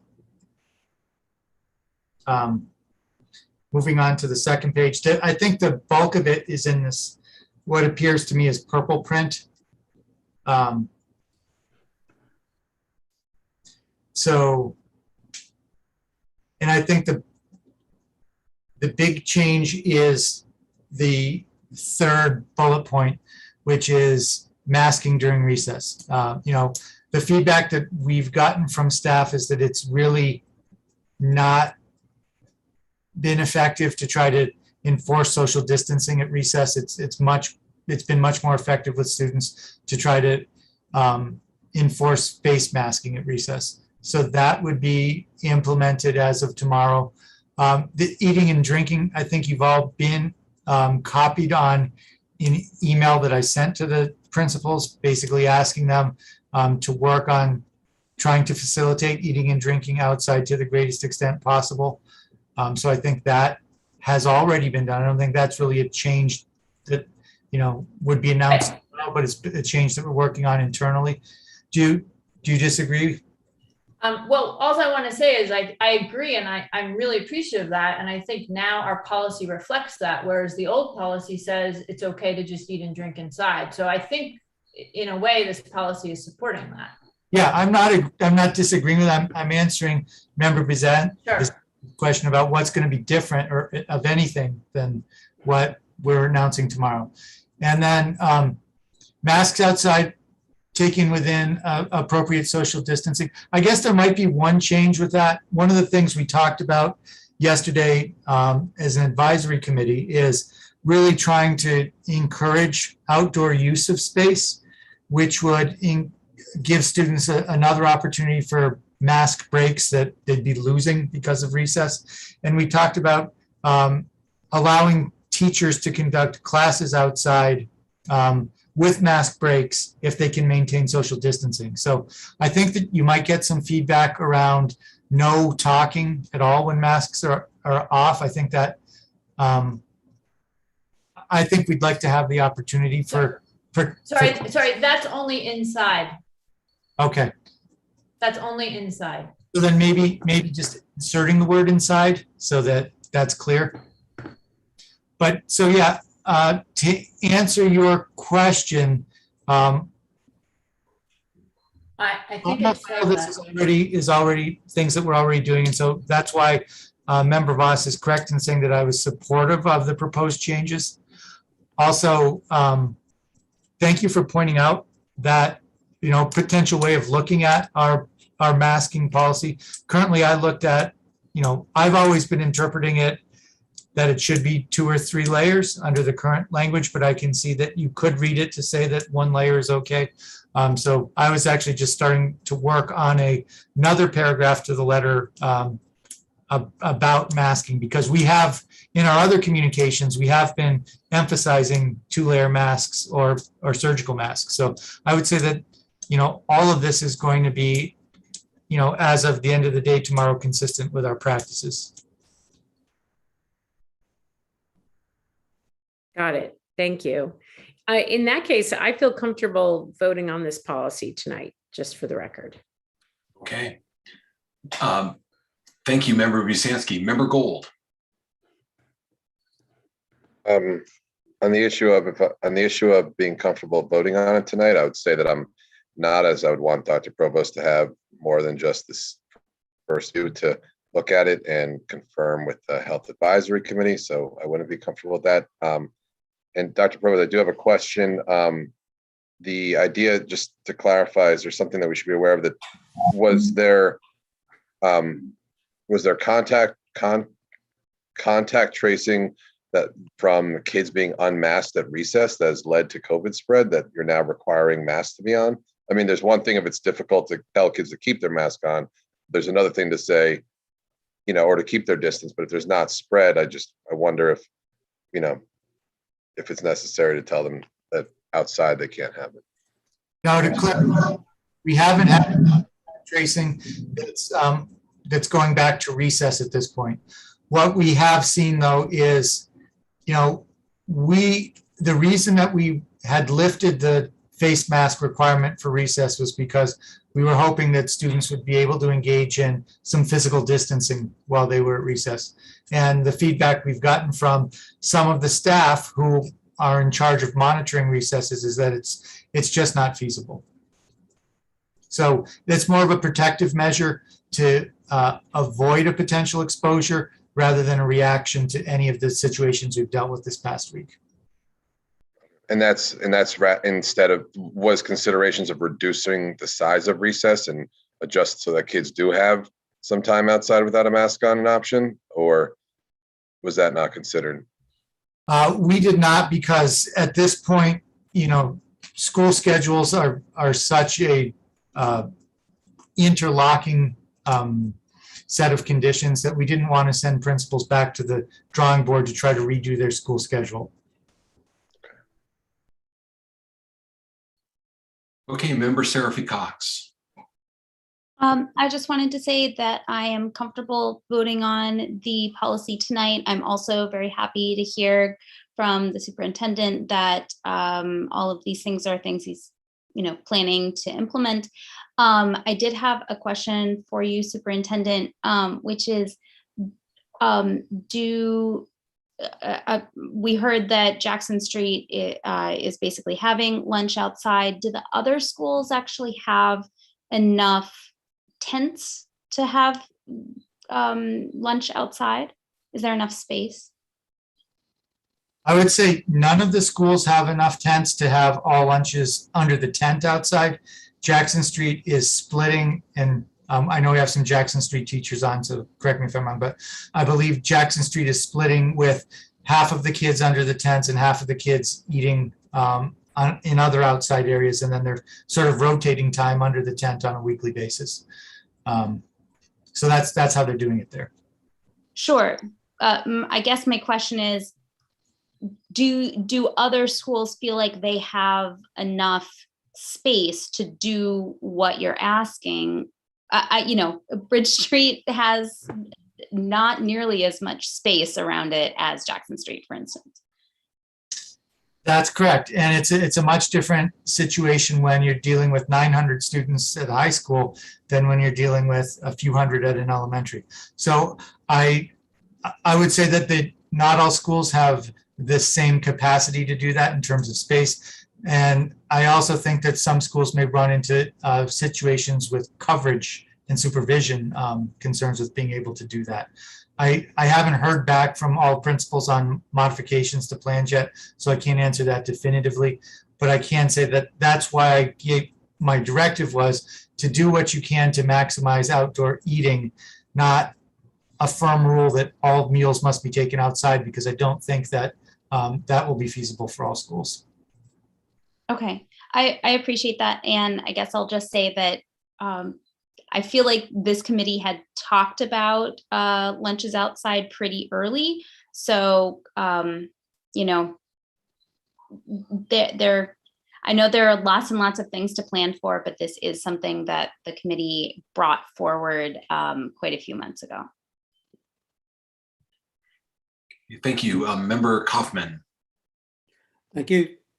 So Dr. Provost, I don't want to put you on the spot again, but it seems to me like I asked you whether you had discussed these specific items that Member Voss proposes with the Health Advisory Committee, and you said you haven't had a chance to do that yet. So unless I'm wrong, this seems contradictory for you to put out guidance if you haven't discussed it with them yet.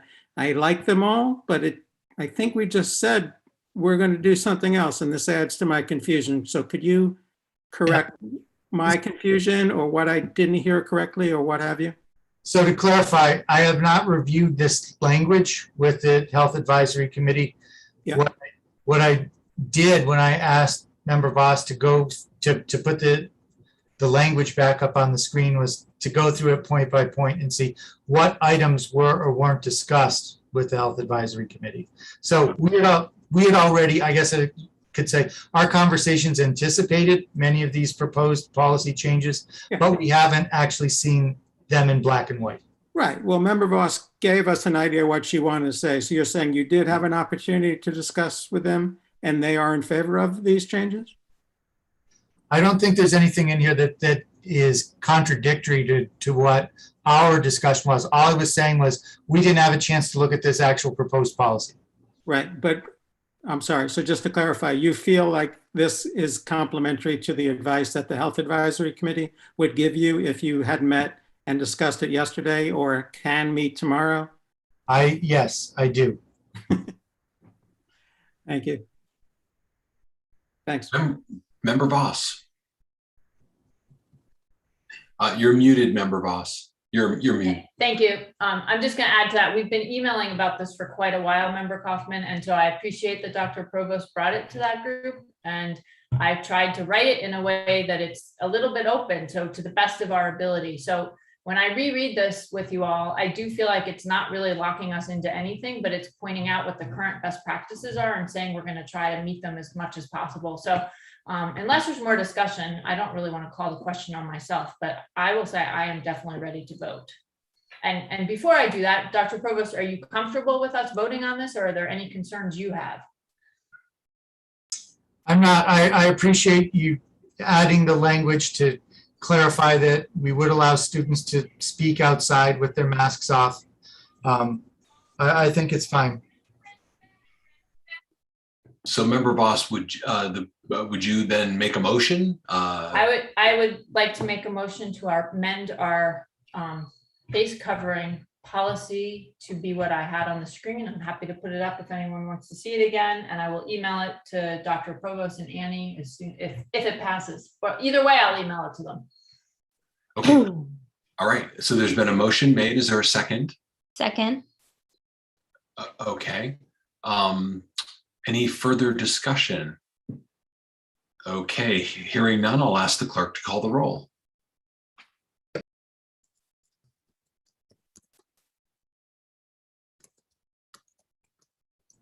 I think you're muted, Annie.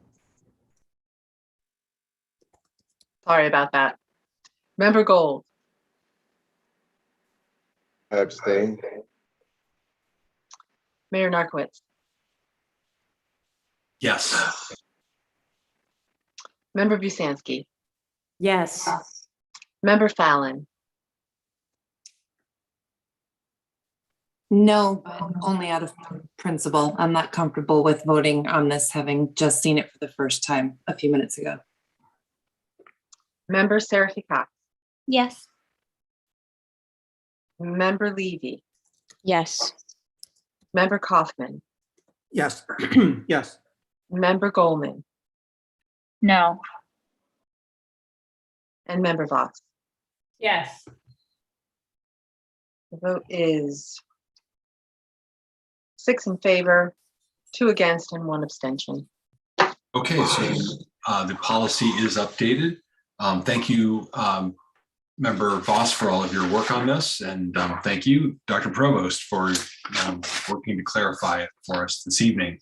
So now we'll have one final item before we jump back to item A, and that is item T, which is a vote to update the registrar job description.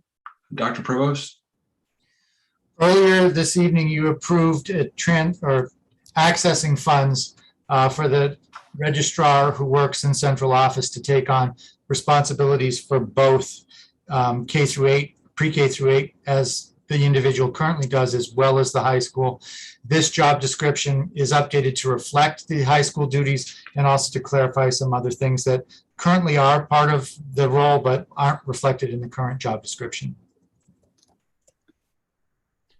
Okay, is there a motion then to go ahead and update that registrar job description?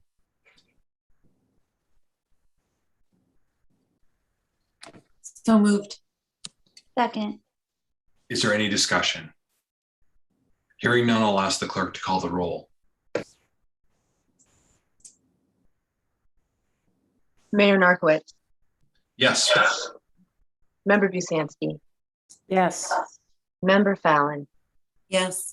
Member Seraphy Cox, Yes. Member Levy, Yes. Member Kaufman, Yes. Member Goldman, Yes. Member Voss, Yes. and Member Gold.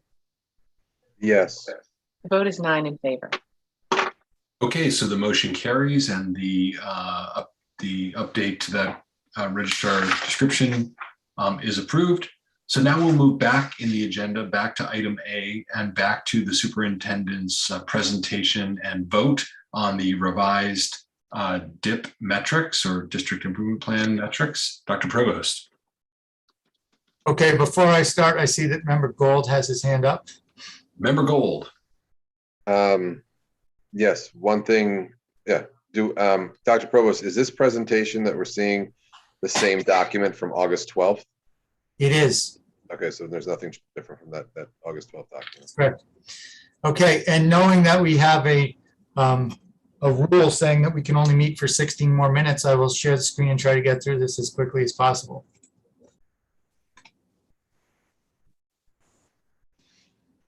Okay, so as I had started to say earlier when this item came up, the main changes with the first 2 items in the proposed metrics were to add a measure that was decreasing the number of or the percentage of individuals who disagreed with items, as well as increasing the percentage of individuals who agreed with items that we would think are indicative of making progress towards the goals in the district improvement plan.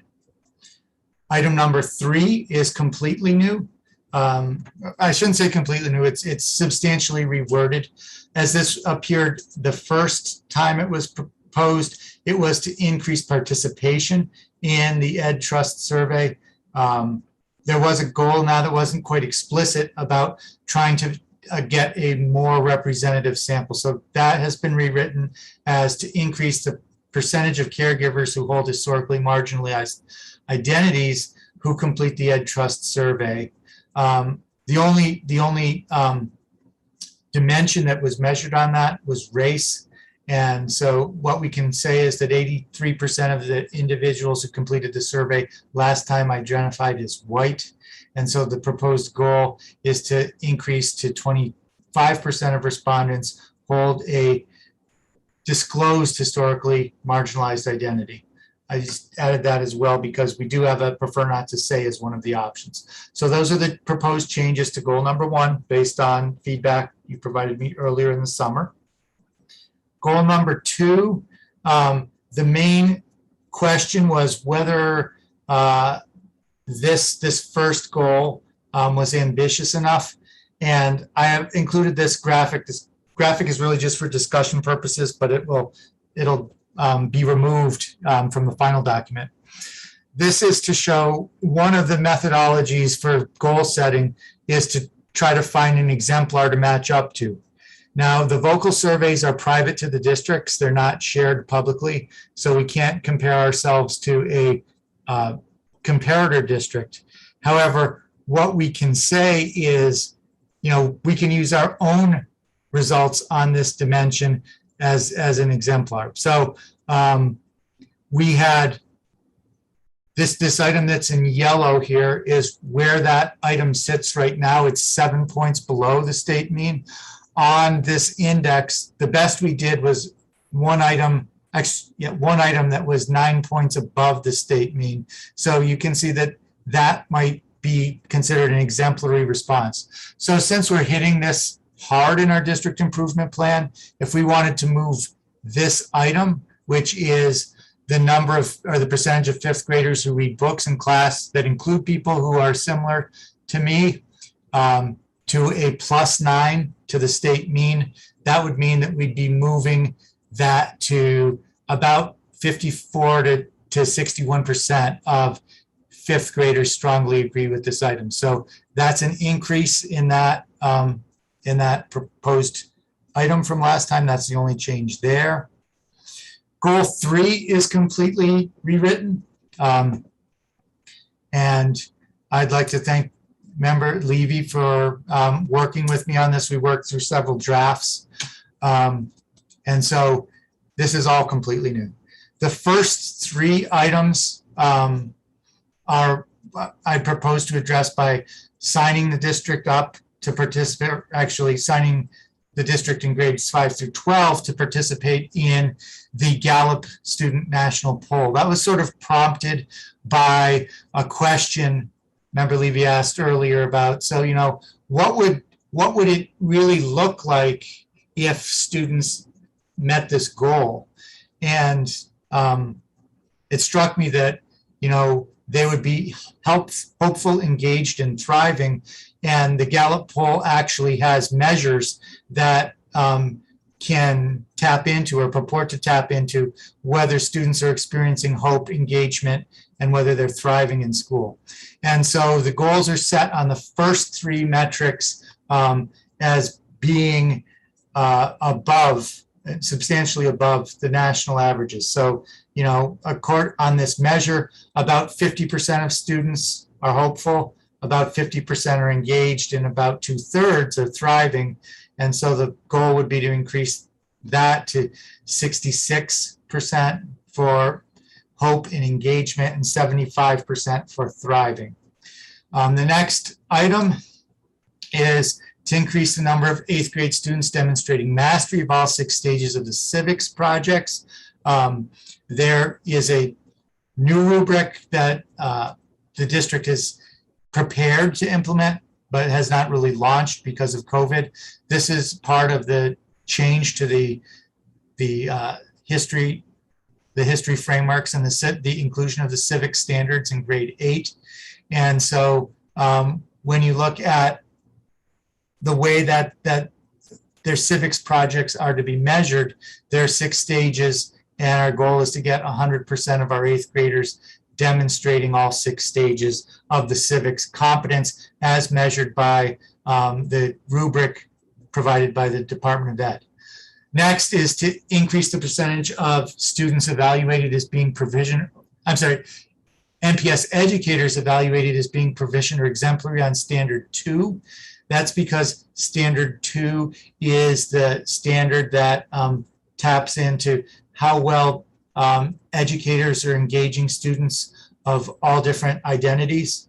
Currently, 86.5% of our educators are proficient or exemplary on standard 2, and our goal would be to get it to at least 90% of educators proficient or exemplary on that standard. The next is to increase the number of required NHS courses with explicit content standards addressing identity of self and others. Right now, we have a wellness course that is a required course for all students that includes a unit on identity and how to manage interactions with other people. And so what our goal here is to add identity standards to at least 2 more ELA and history courses that would be the types of courses that all students take as part of their curriculum in the high school. The last is to increase the number of curriculum units reviewed using the 7 forms of bias protocol. At the time I wrote this, we had curriculum teacher leaders and department chairs trained in the protocol. I can tell you as of this point, we're much closer to 100% of the staff being trained because we used one of the training days at the beginning of the year to train educators across the board in using the 7 forms of bias protocol. And so now it's just a process of going through the units and examining them for bias. So those are the changes to goal 3, completely new. Changes to goal 4 are much more modest. There was a request to change for 4-year graduation to 5-year graduation for our metric. So I just rewrote that so it would be appropriate to 5-year graduation rate goals rather than 4-year graduation rate goals. And then a new one to reduce the performance gaps between elementary schools using the accountability percentile. So in 2019, Bridge Street had an accountability percentile of 27. The median accountability percentile for the other 3 schools was 63. The goal here would be to increase Bridge Street's accountability percentile to 40, which would close them. The only caveat I'll throw out with that is, it's a little unclear how the accountability system will be implemented as the Department of Education rules forward. They've said that last year's results will not be used for accountability purposes, so we may have some missing data on that. But those are the changes that I embedded based on your feedback from the last time this was proposed. And so I would ask for your support for these revised metrics. Thank you, Dr. Provost. Member Gold, you have your hand up. Yes, I'd like to make a motion. But before making the motion, I would like to explain a part of it so that it makes sense. So updates to the metrics for goal 4 were a priority for many members of our community and multiple members of the school committee. I think the inclusion of a metric for equity across the 4 elementary schools is an incredibly valuable and important update. And I know the BSS community will be encouraged to see that the disparity in academic performance of BSS as compared to the other schools has been identified, and that there's a commitment to right this inequity. As I shared in our July school committee meeting and in my metrics comments that I shared with the superintendent and the DIP team, it is also important that JFK and NHS also have growth goals and that all 4 elementary schools have growth goals. Currently, the metrics only have a goal for BSS. The other 3 elementary schools do not have academic growth goals within the DIP. Having metrics for academic growth goals for JFK, NHS, and the other 3 elementary schools is critical. And so my motion is to approve the revised DIP metrics with the caveat that A, growth metrics for the other 3 elementary schools will be added, and B, achievement growth metrics for JFK and NHS will be added. And so that's my motion. Okay. Doc, is there a second on that motion? Dr. Provost? No, it's okay. I'll wait to see if there's a second. Okay. Is there a second on the motion? Okay. Second, I think I just need to take a moment to reread number 4, but I think I second it. Okay. So there's a second. So you're basically saying you want to approve it, but you want to amend it again. I want to approve it, but I want the Dr. Provost and his DIP team to add metrics for the other 3 elementary schools, growth metrics, and in the name of equity, right, that we should have all the schools aiming to grow. And also JFK, we don't have a comparison in NHS. One of the things is we're using BSS to compare us to the other 3 elementary schools, but we should also be comparing JFK and NHS to their, our peer district middle schools or some other metric. And I'm comfortable with us not even having to see it again, as long as, because I don't think we should be adjusting what the numbers are here, but just if there is a metric for it. And so that's why I was saying we need to have a metric that includes JFK and NHS. Dr. Provost or Member Levy, your hand's up. Dr. Provost's hand was up, it's down. Member Levy. Do you want to go first, Dr. Provost? So I would just say that the state does set targets for each school, and that may be one way to easily do this. I also customarily, when I present my MCAS data, do the comparisons to our other schools. So those are 2 ways that could happen, and how they have historically happened. But if I'm understanding it right, you're saying it doesn't necessarily even have to come back to the committee. It just has to be something that we do. Yeah. I am trusted and confident that your team has developed growth goals, right? Like, and was able to identify reasonable goals to achieve. I just, rather than us having to look at it, if you want to present it to us, great. But I'm just saying, yeah, let's approve this and just please add in so that anyone can look at it and see, someone could pick up the document and say, hey, what's the goal for my child when I'm in JFK or in NHS? That's all that there should be documented. Member Levy. So Member Gold, can you just clarify, are you suggesting a new metric, like a new category, a new metric? Because I'm just trying to figure out how to fit that into the current metrics that are there. Like it talks about reducing the performance gaps between elementary schools. So I just want to better understand, are you suggesting a new metric? So this let me just share it. This last one was not there originally. So this bottom one in red, reduced performance gap between the elementary schools, that came about from our July discussion where we asked for metrics for the schools. And so that's essentially, it would be a new row there, but along the same lines, just adding in for JFK and NHS what their growth goal would be, and to say have something for the other. They can include it in this one, reduce performance gap between the elementary schools, and see all schools increase their accountability percentile by blah blah blah blah, whatever they can figure out, is reasonable for the district and for the schools to do. So I guess it would be an additional one for additional row for JFK and NHS, but the other elementary schools can be included in that one that's already there. Okay, so there's been a motion. Are you comfortable with your seconding of that motion, Member Levy?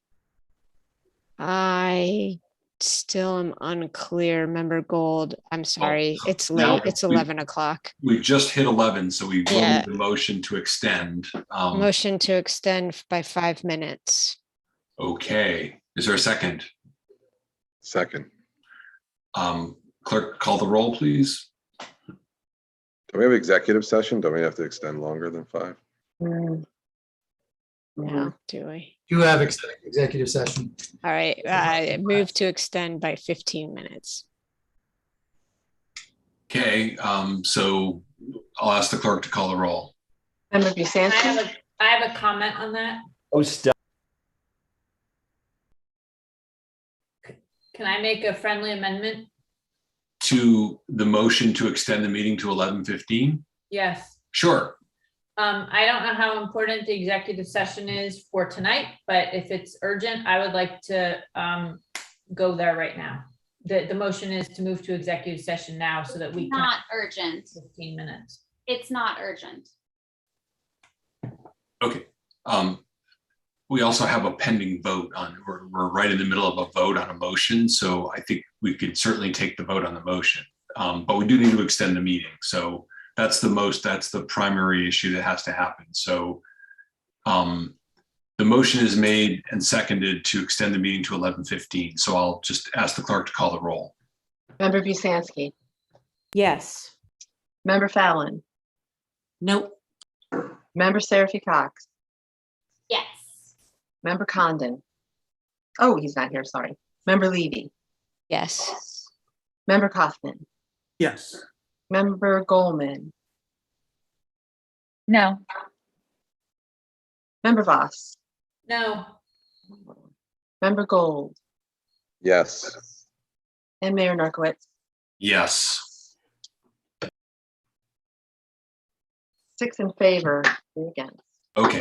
So so back to Member Levy, are you comfortable with your second of this so that we can move to a vote? I guess so.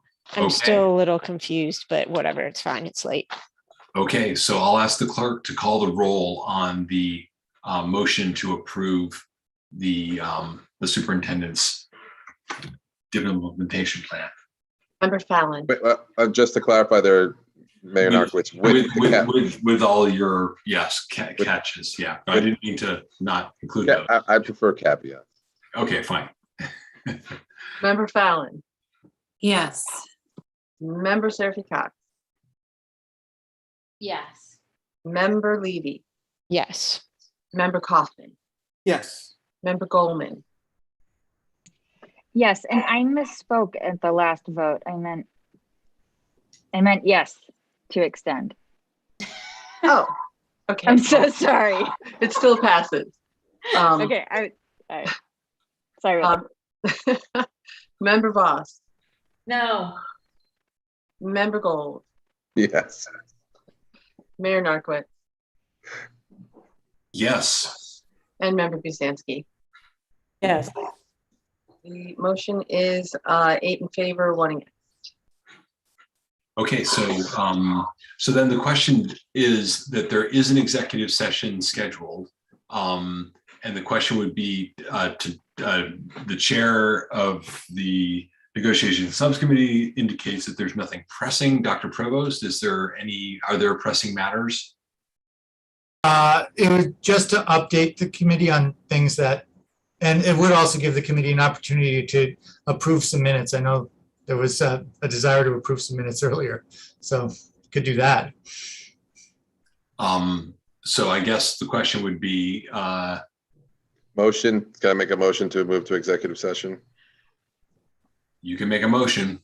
Yep. Motion to move to executive session under Mass General Law, Open Meeting Chapter 30A, Section 21A3 to discuss strategy with collective bargaining or litigation if an open meeting may have a detrimental effect on the bargaining or litigating position of the public body and the chair so declares, specifically to address the strategy, respect an arbitration matter and prohibit practice charges pending at the Department of Labor Relations till 11:15.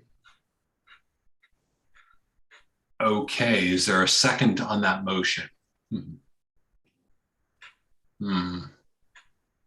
Curious.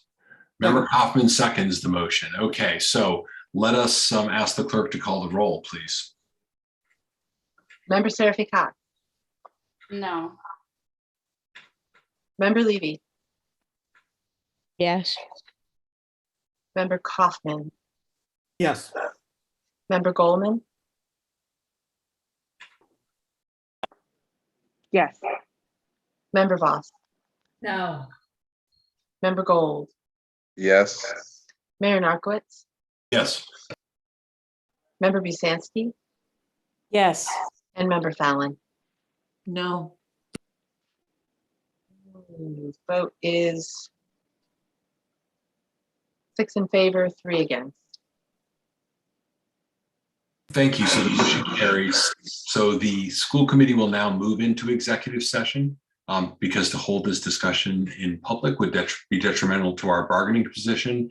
So I would ask that all non-members of the school committee would, we will also adjourn directly from school committee. So we will not return to executive, to an open session. So I would ask all non-school committee members to please leave the meeting at this point. So that we can do the executive session. And we will just go through the participant list to see where we are there. So a few people are moving out. Western Mass News. Waiting room. Okay, I think people. Liz, are you all set? Liz is still here, but Liz may be a co-host, so I can't actually put her in the waiting room. Is that possible? Or- No, I can, let's see. Yeah, I'm not able to put her in the, I'm sure she just has it running and, I can put her in the waiting room. Okay. Okay. And then the Northampton